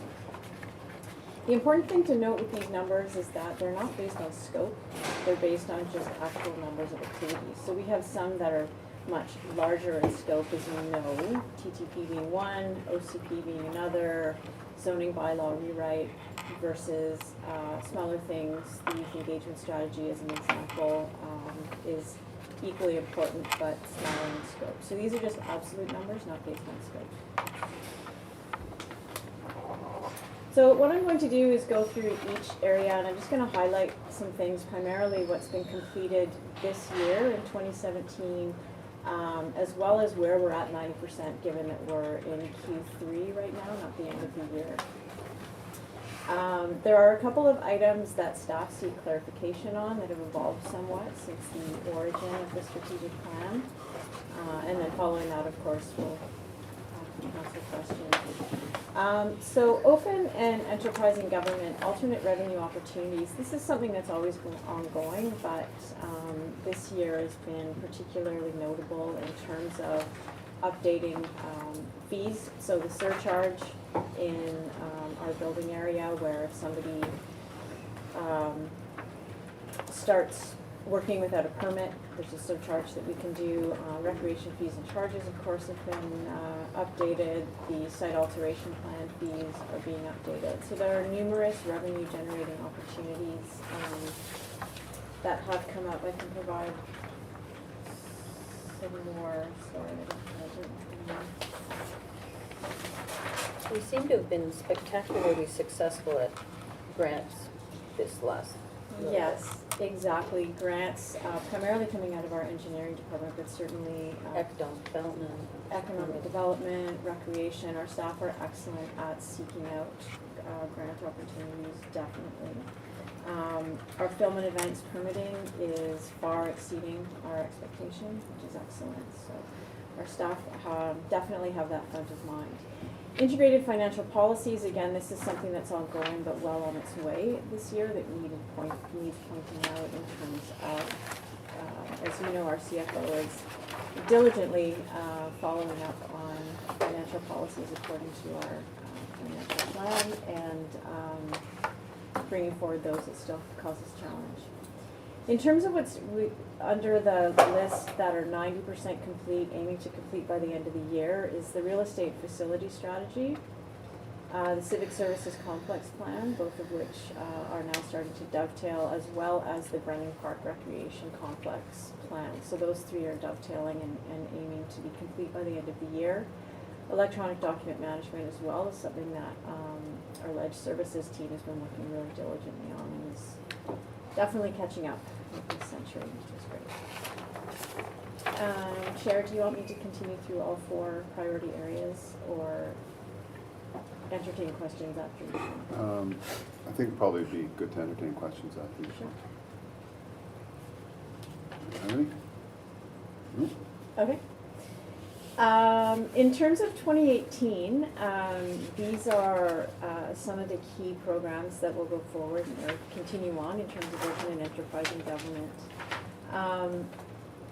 The annual community survey, I have that in italics because this is something we need clarification on. At the beginning of the strategic plan, Council asked for an annual general community survey. As you know, we completed one in 2016, which was less than robust or had any kind of statistical significance. What staff are finding and that we've been doing in 2017 are targeted surveys. So you just saw the library presentation. There's a targeted survey for the library, recreation services, and the budget. We're bringing forward the final draft of the survey that we'd like to put out to the community each year so that year over year we can get community feedback on those specific items. So ultimately, with experience, staff believe that those targeted surveys are more relevant, but given that the strategic item is an annual community survey, looking for council direction on amending that one. Patty? Yeah, when we first brought this about, the federal government had taken away the long form census. And so I think we really felt there was an information gap for us to be able to really understand our demographics and that type of thing. Has staff put their mind to how the new long-term census, I know information is still trickling out from it, is it providing us that greater information that is helpful, or is there still an information gap we should be understanding? And we can do specific surveys about service, but do we really understand our demographic? Do we really understand that piece of it? You know what I mean? Yes, so through the chair, there are 2 prongs to this. One is service delivery and our community satisfaction with that. The other is information about our demographics. At this time, in terms of, applying it to things like our housing project, where we're looking into the affordable housing implementation of the action items, economic development, staff are utilizing the census, but I would have to go back and ask if there are gaps there in terms of the kind of information that we're looking for. It'd be really good to, if something was, if we, we're trying to make a decision and going, and we're making hypothetical statements like, well, we think that, the average age is, I'm just, can't think of any specific. But is there information pieces that are missing in terms of, as like affordable housing is an interesting one. Do we understand if we put 200 affordable housing units in the community, purpose-built rental, whatever piece of the housing continuum, what kind of dent is that going to make? Or do we really know, do we really need 500? And do we have the information, the statistical information or census information or population information that helps us drive those targets and those decisions? And so I guess being really mindful as we go through deliberations on something, whether or not we're just kind of you know, was, what's the expression? Anyway, If I may, through the chair, it's an excellent point, and I know that part of the strategic plan originally was a municipal-wide census prior to the long form coming back. When it comes to making decisions, definitely empirical data is what staff look to. The challenge, of course, is the scope in getting it. So as an example, our housing project that's going on right now has indicated that a more fulsome and up-to-date needs assessment is required. So for each area, my recommendation, without actually going back and talking to staff about it, would be to target the information we need versus trying to come up with a sort of overarching that would never really get anything specific. And definitely staff do bring that to mind. I know economic development has been working very closely with planning in terms of the downtown rezoning as an example in terms of data for commercial and employment lands needs. So, you know, point taken, definitely, and I'll go back to staff and see what other areas we could use that in. I have one more follow-up if I may. Please. I don't know how we do this and whether it's part of this project, but it seems that you will hear different statistics from different organizations. I was at a Community Foundation event the other day, and they were using statistics that didn't sound anything like what we've used in terms of average family income and age demographics. And and then you've got StatsCan, and then you've got BC Stats, and they're all use different formulas. Is there a way we can align everyone using the same information? It's a bigger question, sorry about that. It's a great question, and I don't have the answer today, but I hear you. But if we could almost, yeah, I don't know what it is, but if we could be the funnel of the correct statistics to be, I don't know how we do that everyone uses, so like literally it seems like every time I go somewhere, there's a different number on our population, there's a different number on our average household income, there's a different number on everything. So, anyway. Karen? I certainly like the idea of having more targeted surveys so that the people using the service are the people responding to that service. I know we have, based on the presentation by the Integrated Housing Solutions Group, they were having difficulty, especially around housing data and understanding who's at risk and how many units we need. So I do believe there's a gap there. But for me, because we're wrapping up the OCP, it would seem to me that the place that I'd like to put resources around understanding progress or statistics is in how we're going to benchmark our progress on the OCP. And how do we measure if we're actually implementing what's in the OCP? And so I think the planners had given a little bit of thought to that. And that's where I'd like to sort of be a place where we measure overall progress and then let the large form census dictate the stats we have around housing and demographics and that sort of thing. I don't think we need to reinvent the wheel. But I think it's a good question to think, where do we still have gaps and how do we, so that we're making an informed decision, if we do have gaps, how do we fill those? But I'd like to figure out how we measure our progress against the OCP once it's launched. Thank you. Doug? Yeah, similar comments because, as Patty said, this thought came out when there was a gap in the census taking, and it seems to be now resolved with the long form census coming back. You know, there's the surveys that are sort of service provided, like on recreation or library or something like that. We're not talking about that. This is sort of a who we are type survey. And I wonder if we were doing it, first of all, would we do it on an annual basis? Because there's going to be some cost or expensive resources on it. And is that helpful or practical to even consider doing it on an annual basis? We've had surveys where it's staff doing sort of a 300-person telephone survey.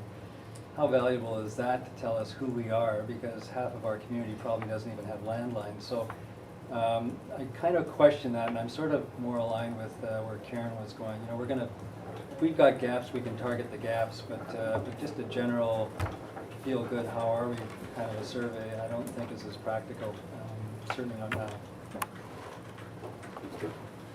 I just had a quick question, and I think it's more for Ms. Matthews. Just looking at the implementing technology upgrades and for the financial department, and it says the Go Live core financial work stream is being moved back a bit, but overall it's on track. So I guess my question is, it says here we're having a little bit of an obstacle with finance vacancies and the qualified finance staff. Is that staff that are qualified to run the new operating systems? Actually, no, it's regarding municipal accounting and expertise in that actual area. So we can bring in new staff, we can throw staff at it, but we still have to train them up onto District of Squamish requirements. So we're struggling to resource the actual business user side of the project. And we are also having issues with data conversion and things. It's not strictly a vacancies and issues with this side. Okay, thanks. Yeah, I know how important it is to get this up and running for us all for budget season coming up. So it's a very complex piece of software. Well, I'm sure it is. Underneath, it's going to be amazing. It'll do a lot of things, but with that complexity comes a lot of setup and a lot of testing.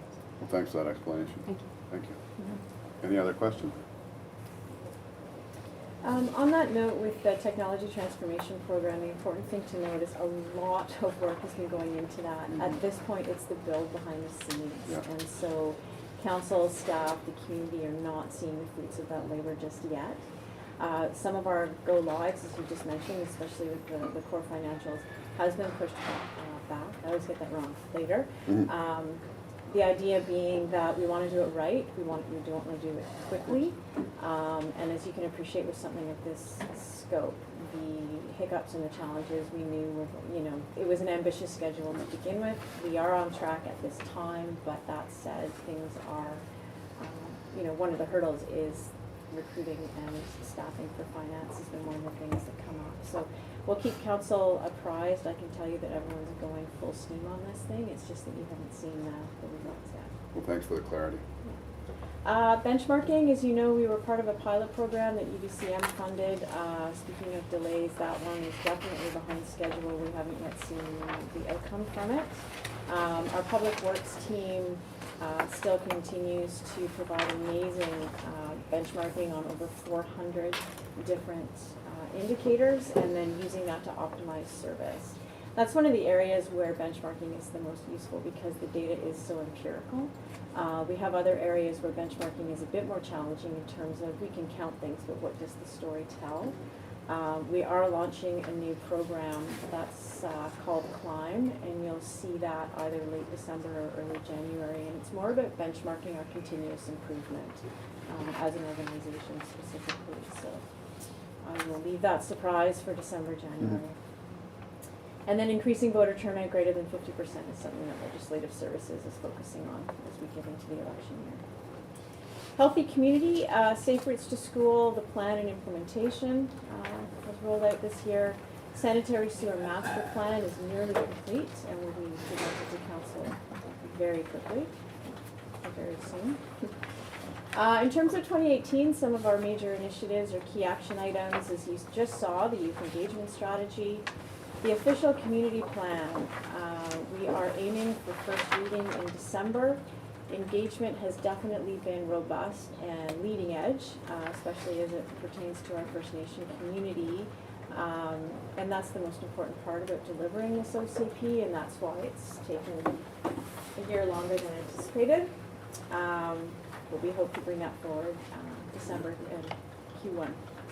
The building bylaw rewrite has been continually delayed, as you know, because we are waiting for the step code, and our staff are working hand in hand as that rolls out. Sponsorship and community partnership policy, Devin, who presented earlier from an events manager, is now running with that and leading it, and it is, although behind, well on its way to be completed before the end of your term. Previously on deck that's now come forward into in progress have been the two transit line items, one being local. So as you know, BC Transit and staff have been working on an expansion, some of which we've seen this fall and into next spring, and then the regional transit expansion is something that the Sea to Sky Corridor communities have recommenced looking at. Ted and Karen? Yeah, just a couple of things. Now, at the advisory design panel last week, the step code was brought up. Gary wasn't there. I just wondered, I wasn't at the last step code meeting. But depending on where we land on that is going to affect a few developments that are coming in they're promising to bring development to a standard beyond what the district is right now. So if we come in at step code 3 and they make that promise, it's going to be really costly for them. And I was just wondering, if we have any idea where we're going to land on that yet? Through the chair, it'll be step 1 or 2, it won't be 3. Yeah. I know that. That's too big a step to take off the bat. Yeah, okay. Whether it's 1 or 2, I think it's more likely 2, but Okay, because I'm just bringing that up. It's 'cause up it's to there. council to determine that. that's true. That will be outlined in the building permit bylaw, which we intend to bring back in November or early December. And then on the news last night, there was a whole blurb on transit in the Seaside Corridor, if anyone saw that. Global. That looks good. Getting close. Thanks, Ted. Karen? I know I've brought this up before, but Safe Routes to School, who owns that on an ongoing basis? Because it's one of those programs that will become a one-off thing and then disappear. And we still have a lot of work to do around behavior change in the schools. I know more kids are walking and biking, but we could get more. We also still have major enforcement issues around all of the schools and the rec center in terms of our 30 zones, which people don't obey at all, or they don't understand them. So we have people doing 50 at 8 o'clock at night through the school zones at Buckley, but it's a school zone, so it should be 8 to 5. And then we have no one that does 30 through the Brennan Park area, but that's a playground zone, so that should be 1 hour before dawn and 1 hour after dusk. But so who owns Safe Routes to School? Even though we've technically completed all the walk-arounds, how do we continue to promote this idea of getting kids out of cars and kids moving about our community? Through the chair, currently who owns it is through engineering, the sustainability coordinator, Dora Gunn, whose main portfolio is transit. In terms of the behavior change, that would be something I would go back to engineering and talk about as part of the ongoing implementation of this action item and who would own that. And enforcement would be another conversation, likely with our bylaw and public safety team. I just don't want to lose it. It's one of those programs that will disappear with this council. Right. And to that end, also, as you say, the engineering department, there's also a lot of infrastructure upgrades that need to occur eventually along the way for those safe routes to school as well. So we don't want to lose those as well. Mr. Sim? Yeah, through the chair, just on enforcement, certainly any parking regulations are by law enforcement people, and I know at the startup of school, those folks were there.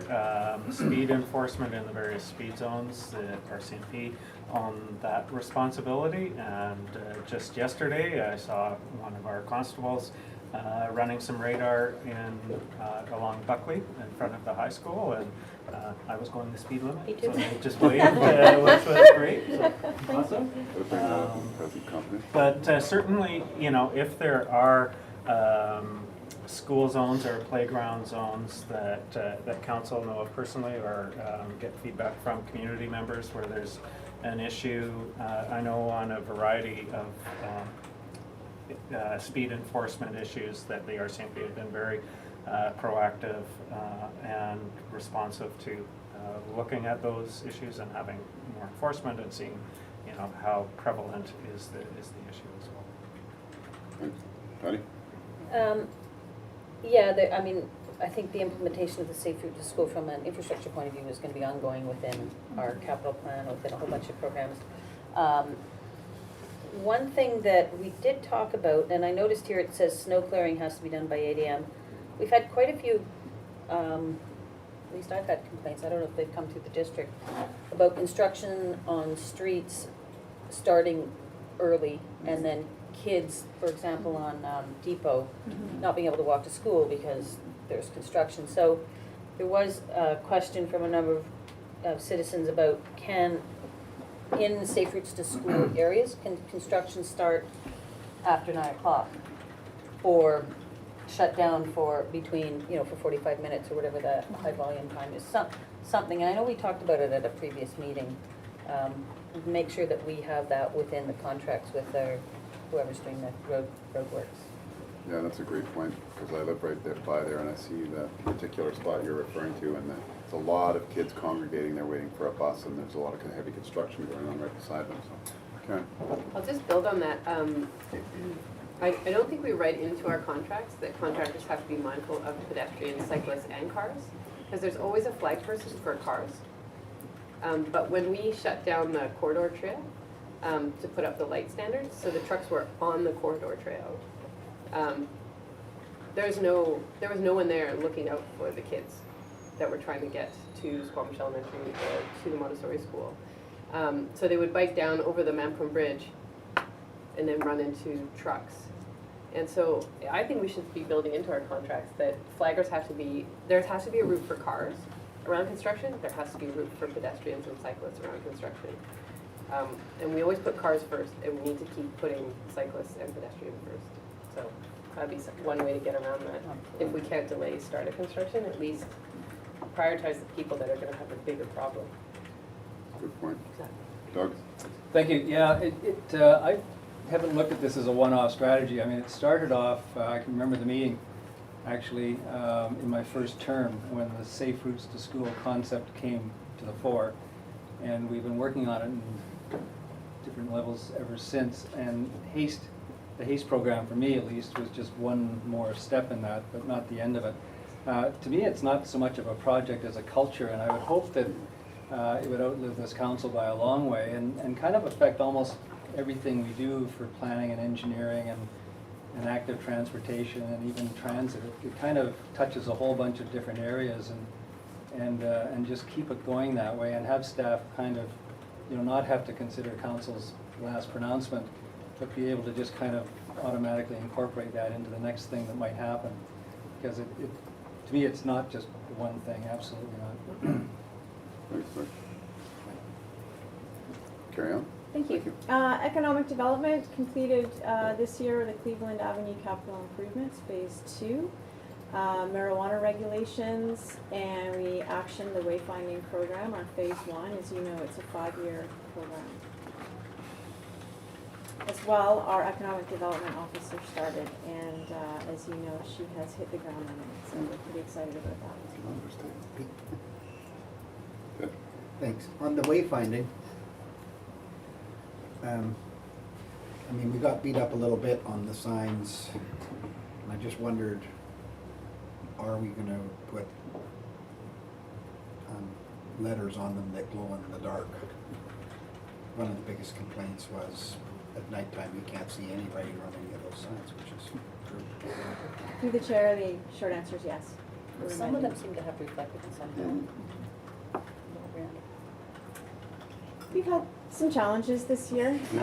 Going into Phase 2, we've got a strategy where we're going to have a specific cross-departmental team led by our economic development officer, learning from this year and moving forward. And one of those things is fixing the reflective element of policy.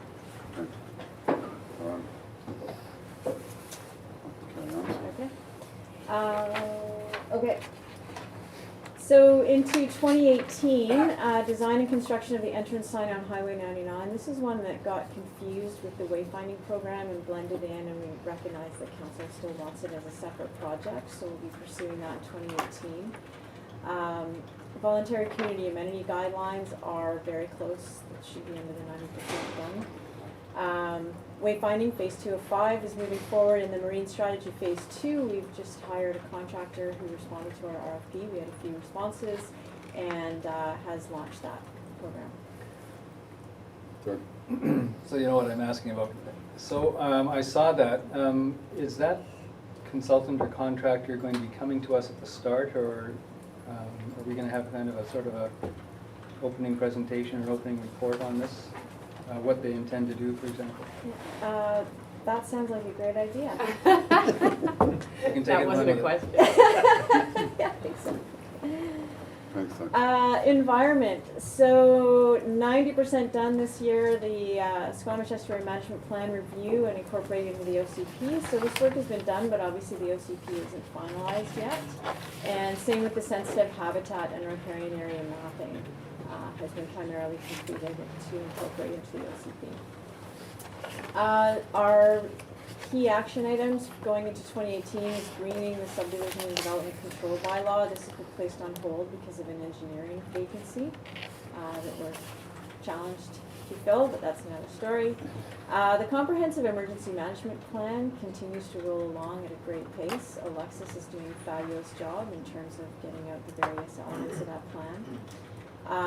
Site alteration bylaw rewrite has been now made into the trees and soils bylaw, and again that's nearing complete, but the engagement is a huge part of that that's occurring right now. This one, the next one in italics, we need clarification from council on. So develop a policy that moves the District of Squamish towards carbon neutrality by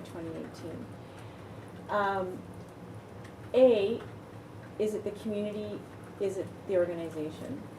And B, do we actually need a policy? So the work that's been done in terms of the community and the district here to get us to carbon neutrality is the Carbon Marketplace Initiative that you're aware of and has been launched. Does council want a specific policy completed by the end of your term? Penny? I'm trying to remember what the genesis of this was. I think first and foremost was develop a policy for our operational side of thing, and that's Carbon Marketplace meets that need technically. But I think, and looking for council to help me out, I think we really wanted it to go, eventually go to the next step on how do we start to get our entire community to be thinking carbon neutral. And that's an engagement strategy, that's a number of different things, and I think we can use things like the Carbon Marketplace to help get there. But I don't necessarily think it's more of an engagement and a communications strategy, and it then starts to infiltrate in how we deal with our step code decisions and green building bylaws. And so I don't necessarily think it has to be an overly cumbersome policy, other than it needs to, procurement, a whole bunch of different things. We need to start quantifying it, and then, making sure the entire community is moving on the same path. Because it's great that if we become carbon neutral, but we're a grain of sand in the beach. So how do we take it further out to the community? How do we inspire the business community to take a leadership role on this? So it does involve economic development. It's more of a comprehensive thing, and I don't know if it has to be a 500-page document, but it needs to be a bit of a strategy in terms of how we start to infiltrate different aspects of the community and different layers of the community. I look to council for, that's certainly where I'd like to see it. It's over to Doug, but I just want to be cognizant of time because we're cutting into our RCMP strategic plan update as well, so if we can keep it brief, please. So I'll be quick. So for me, as far as the corporate district, once again, for me, it's more of a culture.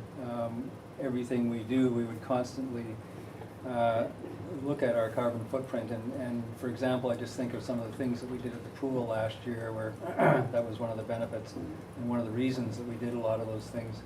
And as far as the balance of the community goes, I think I tend to agree with the mayor. It's kind of, for me, it's kind of a facilitating and education process to help the rest of the community come along with that as far as we can affect them. So I'm not sure if it is a policy. I think you're quite right. I'm not sure if it's an actual written policy as much as a sort of ongoing series of initiatives. Thanks. Over to you. I still need clarity on whether council wants an actual policy or an action plan, a list of initiatives. Karen? If I remember correctly, the original one was to get our corporation carbon neutral. That was the original thing pushed behind that. But I agree with Patty and Doug. It needs to be a way of thinking and being at the district. And if a policy does that, okay. But if there's another way to make sure that we're always considering that. But certainly I would like to see that from here on out, we commit to being carbon neutral as an organization. And then the next stage, as they both said, is now how do we get the broader community to think about this? How do we stimulate, the terminals taking on carbon neutrality? Because the more people that do, the more we feed our carbon marketplace, the more we spur other entrepreneurs to move into changing their business practices. So that's why I agree with Patty and Doug. It's about stimulating that thinking and promoting it, and then moving outside of our four walls. But for me, it was about a policy making sure that we were carbon neutral. I think we should be leading by example. Patty? Yeah, and I think, I don't want to get too distracted by the idea of being carbon neutral. Because it's great that we can buy offsets locally, generate economic development through our carbon marketplace, and become carbon neutral. But the very first step is how do we reduce our carbon? That's the first step. And that can't be missed in terms of how we go about our deliberations. We can't just go, oh, well, we don't need to invest in that new doohickey because we can just buy our offsets. First and foremost, we want to reduce our footprint. Absolutely. The carbon marketplace is sort of how do we get there in the short term, and how do we, and I think we can really use that vehicle in terms of inspiring the community to, we've just sort of touched the surface of the potential of how we can use that in the business community in particular to help get, momentum amongst, I have all sorts of little ideas in my brain about how we can start recognizing businesses that are carbon neutral, for example, or whatever. But it has to be something that infiltrates the culture. And I think first and foremost, it's a marketing, it's a engagement process. It's an awareness process. Does that give you the direction you need? So for clarity then, this refers specifically to the district in terms of this action item. And the objective is our culture shifts towards always thinking carbon neutrality. So whether it's a policy or another mechanism, carbon footprint, reducing carbon footprint mushroom. So I'm not hearing that a policy necessarily is required, but meeting the objective of moving the district as an organization to reduce our footprint. I think that's what we're doing. No. No? No, I'm saying we need to be leaders in this. I mean, that was the first step, is getting us to a point where we are implementing in all aspects of the district a way to reduce our carbon footprint and become carbon neutral. But that's just the first step. I mean, I don't think it's good enough to just sit back on our laurels. I actually think that we need to, through economic development, through other things, through communications, really start to push the idea of this. Is it a massive policy document? No, but it needs to be embedded enough somehow in the organization so that we're stepping outside of our own operation and influencing the community. Doug? So that's a two-part thing. Yes. Because I think we're all saying the same thing, and maybe it's 2 bullet points instead of 1 bullet point. So Thank you you. agree?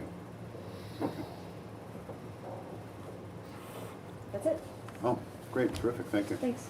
I appreciate it. Thank you, Ms. Glenday. Sorry for running a bit long there, but item 4.4, which is the RCMP strategic plan update. Mr. Sim? Thank you. Feel free to fire away. Chair, Council, I'm pleased to. They've all left because we ran late. I just got I'm pleased to introduce Inspector Jeff Christie and his team to give you an update on the annual performance plan. And council likely recall in March of 2017, Inspector Triance and her group attended Committee of a Whole meeting to talk about policing priorities for the district and the broader Sea to Sky detachment, but primarily for the district. And Inspector Jeff Christie has come in and led the team since May, and many of you have met Inspector Christie and talked with him. And Inspector Christie has been working very diligently with his team and leading his team to update and build the annual performance plan, which he's about to deliver to you, and I think just give you a little bit of an overview of some of the key things that have been happening here in the corridor and in Squamish, and some general aspects about policing. I'll allow Jeff to introduce all of his team. This is definitely, we've been talking as I've been building this and their initiative to invite council to have a meeting here. And certainly, his team has pulled this together. I think you'll enjoy the presentation and find it informative. And I'll stop talking and turn it over to. Thank you, There's sir. 3 Jeffs in the room now. Yeah. So. We have fun with that. Good morning, everybody, again. Thank you, sir, for that introduction, Chair, councillors, your worship, and folks from the community that may or may not be here. So in our world, strategic planning, or planning for performance and results, is part, and it's inherent in the police work. And just like any industry, having some type of overarching vision and guide can be constructive. We have all the time calls for service coming in. And those calls don't stop. But it's important that we also make time for an overarching path so that other longer term initiatives don't get always pulled away at the cost of the 911 call that comes in today that absolutely has to be responded to, or the domestic violence call. But the plan also has to ask ourselves, how do we focus on the priorities that support your community, and also at the same time the Sea to Sky community? And I'll talk a little bit more about that, but perhaps the first start is explaining or introducing kind of who we are. And some of you may know this picture, and I'm scared to turn the lights down so you see better because of the camera.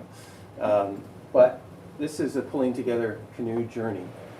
And I tell you before I introduce the team that what a emotional experience to be together with some of the representatives of council and the community when approximately 16 large canoes gathered with youth, with adults, with community and police leaders, and they're canoeing on a historical reconciliation journey that's been going back 10, 15 years, of which Mr. Sim in a past life was part of.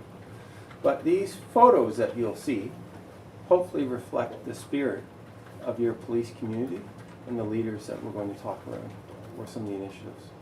So we're going to talk very quickly around the plan, the evolving world of policing, and our strat plan, and then have some questions and be followed by a break and of course the tour. So without any further ado, your officer in charge is Kara Triance. She's doing very well. She's had her second child, and Kara and I meet or speak on a monthly or a weekly basis. So she's still very tied into policing, and obviously sends her best wishes to council. And as we go through the list, perhaps instead of going through the list, I'll just ask folks to stand up, and I'll start with Staff Sergeant Jolene Percival, and I'll get her to introduce herself. I know she's no stranger, but... Thank you very much for coming today, Mayor, councilors, guests. So I have been the South Zone Commander here now for over a year, but I've been in the detachment for over 2 years. Enjoy here, and I'm just happy that you guys are here and we could share this experience together. And I'd have everyone sitting here, but we'd run out of space. And I'll ask Sergeant Shore to stand up and introduce himself. Hello, Sergeant Jeff Shore. I'm... Come and sit at the table just because the microphones can help. Yeah, Sergeant Jeff Shore. I'm in charge of the general investigation teams that we have based here in Squamish and in Whistler. and so my teams are responsible primarily for investigating more serious or more complex crimes, and ranging from historical homicide files to hot topic issues such as property crime or what the case may be. So I've been in the corridor since 2009, working. I started in Whistler and Pemberton, and since promoted down here to Squamish. Happy to be in the CSKI. Thanks, Jeff. And I'll ask Paulo to come up. When you hear me talk around investigative excellence, and we're going to talk around the evolving world of policing, but investigative excellence really is inherent to the general investigation section because of the complexity and case law and evolving protocols that are just part of the industry of policing today. I'd like to introduce and have introduced. Paulo, go ahead. Yeah, my name is Corporal Paulo Arriaga. I am in charge of Bowen Island. So again, an integral part of Sea to Sky. And yeah, so if you guys ever come to Bowen Island, please let me know. Yeah, it's just everyday policing there. It's not to the great effect of Squamish, but we generally ask for their assistance through any serious crimes or anything that we might need leadership in. But, yeah, that's. Thank you. Thank you, Paulo. And if I could get the others to come up too. Staff Sergeant Paul Hayes. Paul, I'll get you to come up and introduce yourself.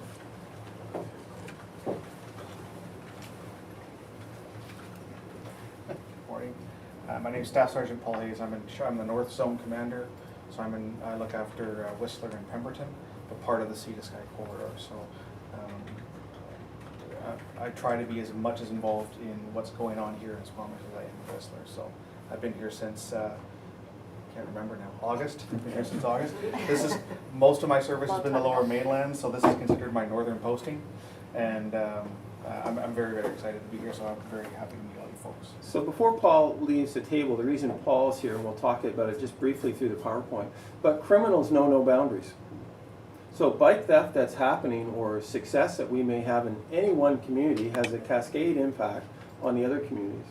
So the fact that we as a regional police service bring together the bench strength of the leadership talent and some of the folks we're showing you has a direct impact on public safety. So thank you, Paul. Dawn Marie and Amanda. Hi everybody, I'm Dawn Marie Haldenby and this is Amanda Daly, and I'll introduce myself first. I've been working with the RCMP for approximately 9 years now, and I'm the manager of admin services for the entire Sea to Sky. So all the way from Pemberton, Squamish, Whistler, and Bowen, they fall under myself. And previous to this role, I was actually performing an admin supervisor role, working with the District of Squamish, all of the admin staff in that regard. And I'll pass it over to you. So I've had the reins handed over to me from Dawn Marie. I've been with the RCMP about 5 years. Former district employee, actually. I worked in 3 different sections with the District of Squamish, and I think I've held about 4 positions here. So I feel like I've got a pretty good idea of the operations that happen here. So thanks for coming today. Thank you, Amanda and Deanne. And the reality is, policing today is really all around team. And the picture before you is a picture of Andrea Hunter. Andrea? Andrew. I'm bad with names, sorry. Andrea. And this is Chaplain Turner from Lower Mainland. And the Forced Chaplaincy Program has a tremendous impact when there are negative things happening. And the reason why I put that picture in here is we're in a room that is dedicated to the memory of Constable Audi.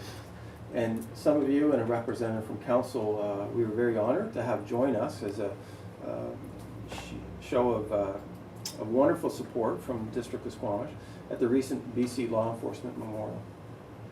And the fact is we together, I have the privilege, and it really is that, of a short period of time being with you, but it really is the tremendous leaders that are within the organization, such as the folks you're meeting, so many others, that are committed to your safety here in Squamish and in the corridor. So, why do we plan? As I mentioned earlier, whether you're with the Vancouver Police Department or other places or parts of the organization, we plan to try and make sure we have a focus. And as we have gone through this, and Inspector Triance came, she listened, she learned, and then she came back. And then what do? We go through kind of a consultative process, externally and internally. And we try and see also from an environmental scanning process, you know, what's on that radar? What's on the radar with crime trends? What's on the radar with population growth? And when we talk around, you know, trends, diversity. In 2 weeks, we have a guest speaker. She's a leader in the province and nationally around diversity. And we have a guest speaker coming to speak to all the NCOs on the impact of different diverse populations that are part of our community. Because newcomers to Canada may actually see the police as people to stay away from. They may see that the police in their world were imposers of a very draconian world. So how do we today model and make sure we are all inclusive? And that reality, as our fabric of our community changes, is also very important. So again, we look from an environmental scanning perspective, and then we say, how do we develop initiatives to move forward the bar and try and encapsulate that in terms of targets, measures, and outcomes?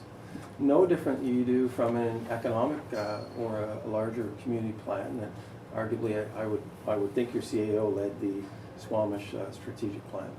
So we put that together, and then we try and have something that, you know, is a discussion point, and we'll see some PowerPoints we'll lay it out to you in a minute, that particularly with the transition of the officers in charge, that you'll have an 18 or 24 month footprint around guiding our efforts.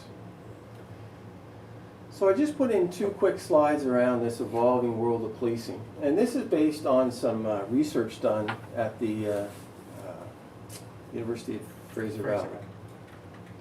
And it's a little bit dated, and I don't want you to take it exactly at face value because it's a guide. It's just a guide. But the research that they showed was that over time, compared to 40 years ago to today, many aspects of an investigation have changed. Well, that seems self-evident at face value, but there is some depth to that. So missing persons today, because of the high-risk nature of missing persons, there's a whole criteria enshrined by the BC policing community to make sure every reasonable step is taken at the front end to make sure if we have a high-risk missing person that we rally all the investigation avenues that we can. So best practices become enshrined, and just like domestic violence policy over time. Our knowledge of domestic violence has changed. Now, impaired driving is there, and it shows that it's become more complex, but in some ways, you know, there's been some savings. For example, the IRP, Roadside Prohibition Program, has come into BC. So in some ways, that's kind of sped up some of that response. But the reality is our industry, just like medicine, just like teaching, any other, has become more complex. And that directly trickles down to the amount of training and investment when I talk about investigative excellence in the general investigation section, for why general investigation members may have additional training in search warrants or technical expertise in searching, for example, an iPhone or encryption, because we didn't have cell phones 20 years ago. Jump in. I'm just looking at drug trafficking, 9 steps to 65 steps, and you don't have an hour attributable there. It's hard for me to understand. Sure. Why the bureaucratic side of this has just gone off the deep end. How many more hours would a drug trafficking be, and has there been any analysis somewhere of trying to, how do you maximize or minimize, I guess, the bureaucratic side of this, the paperwork side of this? Like, it's ridiculous. And I'm not blaming anyone, I'm not blaming you guys, but the amount of time that the average constable, and we talked a little about at the Mayor's Consultative Forum about this, because there's going to be even more pressures with the Jordan decision on policing, is how can we figure out how to do this side of things efficiently? And are all 65 steps necessary, or is there one, you know, it's like that adage, it takes 5% of your effort to get to 95% complete, and that last 5% takes 95% of the effort. How can we make this more efficient? So if I may jump ahead, but as an example of the efficiencies that we can find are demonstrated when we look at the pilot around crashes and traffic flow in the corridor. For the benefit of council, we're piloting, for example, can we use our helicopter to at times deploy a crash analyst in a more speedy way to the crash site. Now there's an analysis on that, for example, if the crash is in Lions Bay, by the time particularly if it's a fatal crash and it's a complicated high-risk crash with a high probability of criminality, then maybe there's no benefit by the time you get a helicopter and get to the site. You probably could have driven there.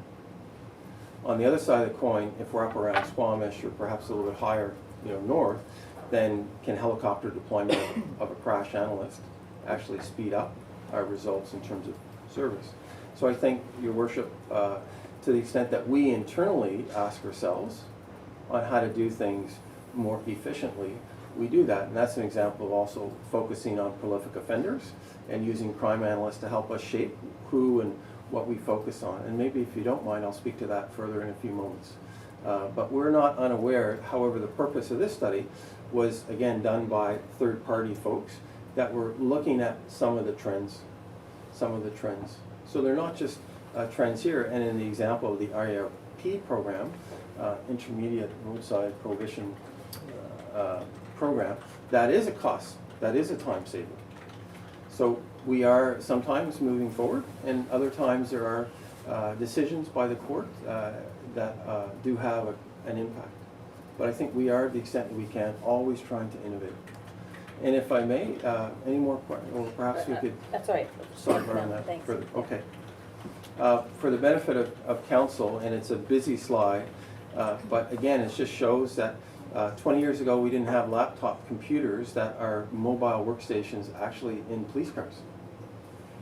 And now today, we try, not that we try, but it's a critical piece of communication, because the other thing that device is doing is sending a GPS tracking signal for the safety of the members for where that car is on the road. So if we have a radio breakdown and we're unable to locate a member, provided that MWS is working, it also ties into a GPS system that shows a dispatcher for the location of the member. So if there's a high-risk call and there's no radio traffic, then the dispatcher can guide other police officers to the site. So communication today, encryption, cybercrime is again an evolving world. Threats on social media to a wide variety of folks that didn't really exist 10 years ago. So my point of just sharing this is that we continue to adapt. We continue to adapt, provide service to the community. And perhaps the most pressing example of that is something that council has been tremendously supportive of, and it's the evolving world around fentanyl. So this is a workflow, and I know it's hard to see, but what we're trying to understand and get our ducks in a row, so to speak, is that as our members begin to respond, what are all the steps and guides for them to do it safely, as well as investigational effectiveness, do it safely. And again, with the support of council, you'll see shortly some of the equipment. This is a picture of the fume hood that through council support we've been able to have now in our building that we're bringing online and having the structure. Jolene, I don't know if you want to speak further to that or if you want to leave that to the tour, but Well, we can leave it to the tour. We're going to be able to see it, and I'll show you guys how it works. I think our number one importance is the safety of the members and our community partners also, and this is one of those tools that is going to ensure that we're able to respond to those calls and be able to do it safely. So. If I may beg the forbearance of council for just 30 seconds, I'd like to invite Sergeant Gareth Bradley up to be introduced. Gareth plays a critical role in the operations NCO, and Gareth, you're welcome to join us or say hello. Okay. Oh, up here, okay. I'm sick, so I don't want to get too Okay. close to everybody. Back in the corner. We show the love. Germaphobe, I am not getting sick. So Gareth has just returned from working, being at the school board, talking around school safety issues. And again, it's another wonderful partnership that we have. Again, the benefit of the support of council around having a school liaison, which throws, in my opinion, tremendous return on investment in terms of prevention and working with community partners.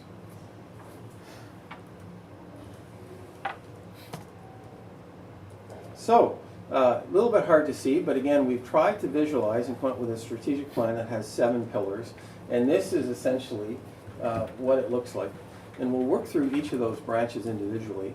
But the reality is that that's a little bit of a framework for the next 18 to 24 months. And it can be, for lack of a better, revised. It's a living document. So if we hit next March or April and there's new things that we need to put in there, absolutely they can, or things to take out, it can.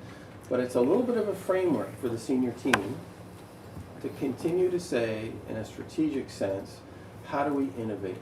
How do we continue to meet the needs of this great community, Squamish?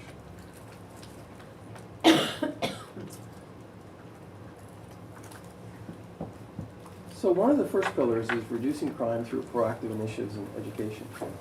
So we have a senior manager in the team dedicated to continuing to champion that.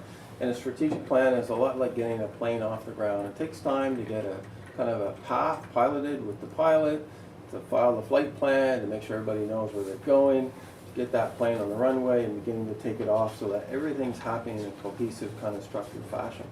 So many of these initiatives are kind of longer term. So one of the things that we wish to explore is an initiative to look at the development of a social chronic offender program. So kind of in our world, a social chronic offender might not be a hardened criminal, but it's somebody that is getting a fair amount of time, police time. So is there a way to help that person? Might be a homeless person that just continually gets into trouble. Might be somebody experiencing some other medical condition, for example, mental health. It could be lots of different things, but they're not people that are regularly doing break and enters, not regularly doing thefts. But again, can we model inside a new approach to reducing our service, not reducing our service, but reshaping so that they are not necessarily a frequent user of policing services? And again, that leads us into the following two, which are being intelligence-led. And we'll show a slide towards the latter part of some of the graphing that we get from our criminal analysts who look at crime trends and then map it for us and provide us reports in terms of who's doing what. And it allows us to focus. And at the same time, looking at a hub model concept. And we're wrestling with whether it's a youth hub or an adult hub. But for many of you, that's a new concept. But pioneered in Saskatchewan, the police work with multiple agencies. Just as Mr. Sim joined us when we were looking at fentanyl, we had about probably 10 to 12 different agencies in the room here about 6 weeks ago, 8 weeks ago. We're planning to bring that group back together again. But our agencies generally see many of the same people that come forward for service. So this concept is to say, can those agencies come together, and the 10% of the people that are creating maybe 60 or 70 or 80% of the work, is there a way for those agencies to quickly triage a particular case and then make sure that the necessary support and services are provided to that person to kind of pull them out of heavy, too much utilization, if you know what I mean. So we're wrestling with, again, can we provide a platform to pull some of the partners together and look at some of the folks that are high volume and see, hey, can we take a different approach? It's possibly a best practice to experiment. And much of this doctrine in the industry is being developed through different principles of evidence-based crime reduction. And in our industry, there's lots of buzzwords. But again, we have other people, like university criteria type people, that are telling us that here are best practices. It's best practice to look at prolific offenders. And recently in the corridor, some of you may have seen a message from Staff Sergeant Percival, because we brought up a prolific team that focused on people that traditionally just disregard traffic rules. So who's the higher risk? Is it the one person every month that might go 3 kilometers over the speed limit? But what's the risk for somebody that intentionally, regularly disregards and is a chronic, prolific driving risk? There's some risk there. So we brought up a specialized team with air support, and they spent 3 days, I think 3 days, maybe 4, in the corridor. So again, trying to innovate and support public safety. I might ask Sergeant Bradley if he's up to speak to this slide. If that's okay, Garrett? Sure, I'll give it my best shot here. Okay. This is actually my my pillar, enhancing ability to prevent and manage domestic violence related incidents throughout the corridor. So we're looking at our response, thanks, and management of our files, how we're doing our business, and is it adhering to our policies, and it's just review, it's checks and balances, and how we are going to go ahead and make our service delivery better. And then that flows into like increasing the risk assessment trained NCOs. We have a program called Be Safer, so our high risk offenders for domestic violence, or repeat offenders, can be designated under the Be Safer program, and there's a 2-day criteria, yeah, 2-day training scenario that is provided to members that can fill out a criteria. I think it's like a 5 or 6 page document to analyze the risk between these chronic domestic violence offenders. So we're looking to train, and we have a workshop coming up next week, I believe. So I'll be presenting on that to our NCOs of like how we're doing business and how we can move forward and doing it better. And I just came from the school board, and we're going to be delivering prevention and education targeting youth. So there's kind of a long-term and short-term strategies with the school board there, revamping the whole entire program. I'm not going to talk about what they're going to be doing, but it's basically a K-12, and we're looking at providing some kind of like community forums within the school, town hall style sessions next March, to talk about some consent issues and domestic violence and healthy relationships. So we're really looking to like kind of bolster that kind of education and prevention in the short term for maybe 10, 11, 12, but for the long term it's going to be grade specific from K to 12, kind of a comprehensive program. So lots of changes, kind of long-term stuff. But anyway, that's kind of what we're going to be doing in our pillar 2. And so I'd ask council to augment, and just to close off this point, the fact that we as a management group are coming together to say what are the most effective presentations, what's the most effective things that we can do with the partnership, again, trying to be efficient, innovative, and support public safety. Karen had a question? Sure, by all means. I'm just, for this specific pillar, how do we involve our community organizations like the House and Women's Center so that everyone is on the same page? Because they also had a program that was going into high schools about consent and that sort of thing. So we're taking that and kind of trying to enhance it. So I think that was specifically about sex assault and consent issues. So we're talking kind of a broader kind of like healthy relationships, domestic violence. We're going to just kind of expand it. And, there are some curriculums out there in Alberta, and I think West Van has just developed one. So we're going to look to try to adapt that. But that's through the school board. But so we're going to go into the schools and talk about the hard issues about consent and what you should do and what friends should do and things like that. but it sounds to me, in terms of your description of the hubs and this program, that is there an overall commitment to making sure that all of our community partners are on the same page, Trying to playing move a role? towards that, yes. Trying to move, and Gareth as well as Jenna and Staff Sergeant Percival have been, I think, very tied in with the Women's House Center. I can't recall if they came to the fentanyl discussion. I know we had some community partners at the... There were some, I'm not sure if House on Women's Center were there or not. But if we can collaborate and be more effective, absolutely. For they are part of this. It's basically a mini hub. They'll be part of this working group that we're going to build, along with different services and a couple members and our school liaisons. Thank you. Yep. We'll let Mr. Christie continue because we have a tour to do and lunch and all of that, so I understand time is getting crunched. Thank you. Okay. Just very quickly on the next slide, again, one of the focuses that we want to talk around is, again, risk to vulnerable populations. And again, what does that mean in terms of policing? So I'll just draw your attention to the picture, and I may ask Sergeant Shore to speak to this one. This was an initiative that arose out of a new cadet that was on a field coaching program. So when they come from depot, they have to do a community project. And Jeff may want to augment, or perhaps Gareth, but Jeff? Yeah, just briefly touch base on, we invited numerous community groups. Mr. Sim was there. We had a doctor from Coastal Health and other representatives from local community services discussing the impacts of fentanyl and on our community. We have seen fatalities stemming from drug use or drug abuse in our community, and we wanted to proactively stay ahead of the curve by bringing interested groups together, having a discussion as to honestly where Squamish is and where the Sea to Sky is with regards to responding to these issues.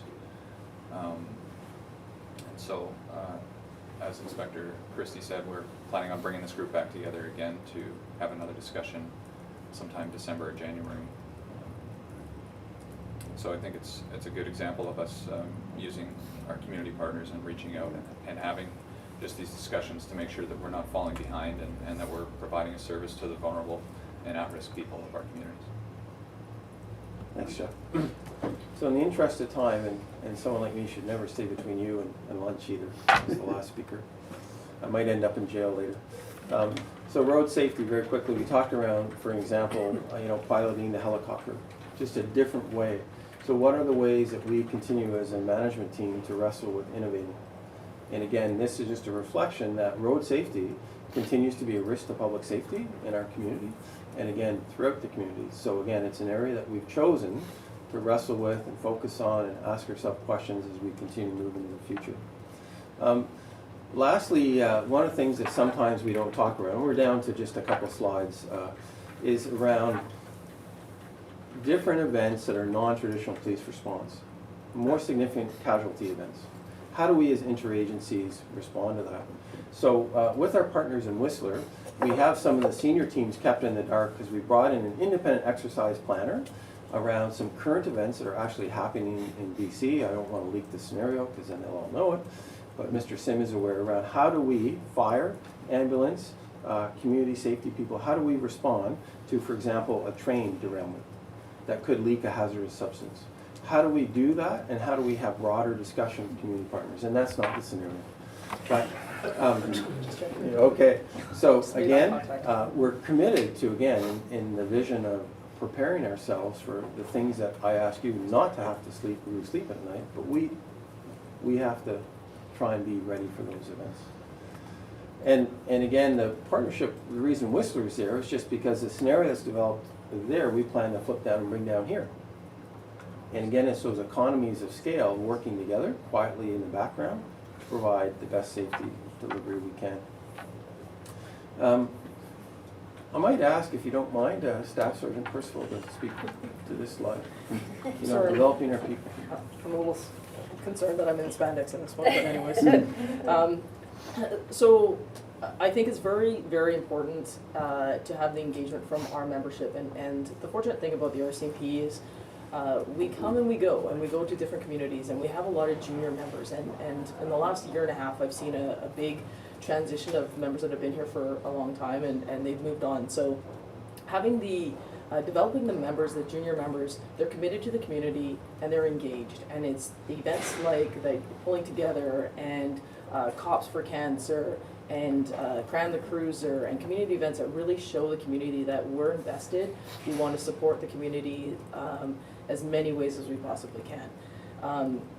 For that, it's also providing leadership and supervision from the NCOs in the detachment and in the Sea to Sky, to show that the members really what our expectations are of them, and I think that we do a really good job. There's events that are, for example, wanting to host a regimental dinner, to supporting NCO meetings in all of the different communities in the Sea to Sky to show the membership that it's not, again, just within our community, but it's throughout the entire Sea to Sky. So I think it boosts morale, and I think that that's the important part. Is everybody wants to work in a happy place, and if the NCOs have great buy-in in the community, and it's positive. So. And we have future leaders that are coming, so Your Worship. Yeah, and I do want to give kudos to both Jolene and Gareth, because I think in the last couple of years, your profile in the community has become that much more, and I think it's due to your leadership and your team. It's really important, because there is this perception that sort of police are sort of parachuted in for a couple of years and leave, but they are members of our community, and I just want to encourage that. I think you guys have done a great job of getting out there and being visible and being human and just participating in the community. So good job, and hope to see you continue. Thanks. Spandex. I know how much you love riding your bike too, so not at all. So today's an example of, I guess, rethinking how we live that community engagement theme, and one of the examples is we're trying to use the community office downtown more, and so you begin to see the dedicated traffic resource later this week is morphing in. There's been a few tech issues with getting the right computer and stuff in there that's delayed that. But what are the things that we can do to live community engagement? And this is an example of that. The fact that you were so supportive to come here, for us, to me, is an example of us trying to rethink how we demonstrate our commitment and value to you folks. So again, it's just there as kind of a placeholder. Can I ask one question? Sure. We did talk briefly about, we used to have RCMP on bikes, and we did talk briefly about that possibly coming back. Any news on that or word on that? I heard. Well, we have for Whistler, we do have members that are bike trained, and we actually trained a significant amount of members in the Sea to Sky to get that back rolling. Unfortunately, with the events that took place in the summertime, with the fires, it drew a lot of resources away. But definitely, we're looking at implementing, because we do have bike trained members, and it's the best way to be in the community. More approachable. Approachable, and it's quiet, and it's. I know how much you love your bike. So. Yes, I might not be that person, but I will definitely oversee that takes place. That's great to hear. Yeah, absolutely. So just in closing, we're down to 2 slides. I know time, Chair, is of the essence. The great photo here of a couple, Gareth and Your Worship, in the pulling together canoe journey. And the message that sends, I think Linda and Your Worship were there at that. The message that sends that the policing are a reflection of your community. We are a reflection of you, and our ability to cooperatively and collaboratively do these things, I think, is a testament to the goodwill of district. And at the same time, just as we talk around innovation, this is the type of map sometimes we get from our crime analysts around at any given moment in time, and there's some others for operational reasons that I won't be putting out in this form. But they help us see where patterns are. They help us shape where our response should be. And again, we continue to innovate internally to be intelligence-led and ask ourselves how to focus on the issues that really pertain to the community. So in wrapping up, the framework will be simply that. It's a guide. It's a kind of a vision document. As we continue to walk into the future, and we use the collaboration and the cooperation of all of you and the tremendous volunteers and the leadership cadre and the watch commanders. I'm very blessed to be here with you, and I would share that I believe, as you noted, Your Worship, you have some fantastic people trying to make a difference in the community. So thank you very much, and looking forward to the tour, and I know after the tour is the food, so as an East Coaster, I'll be quiet now. So thanks very much for your presentation and your time, and for hosting us here today. Thanks. So moving on in the agenda, so we can get to that lunch and that tour. Looking for a status of recommendations to council, and I don't think there are any. Any referrals from council? Seeing none, I will look for a roundtable discussion, which I think we just had. Any comments before we close? Ted? I did have a question that caught by me during the presentation on the kid engagement, and was there a budget number on that? Like staff time or? Yes, through the chair, the budget in 2017 that will carry forward into 2018 is $11,500. Plus, if I might, they also were successful in receiving the grant as well, that's great. which supplements. Terrific. Thank you. Looking for a motion of termination? Oh, wait a sec.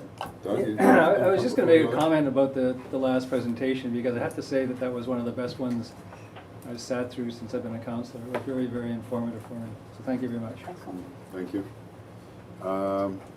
Looking for termination, moved by Patty, seconded by Karen. All in favor? Motion carries. Thank you very much.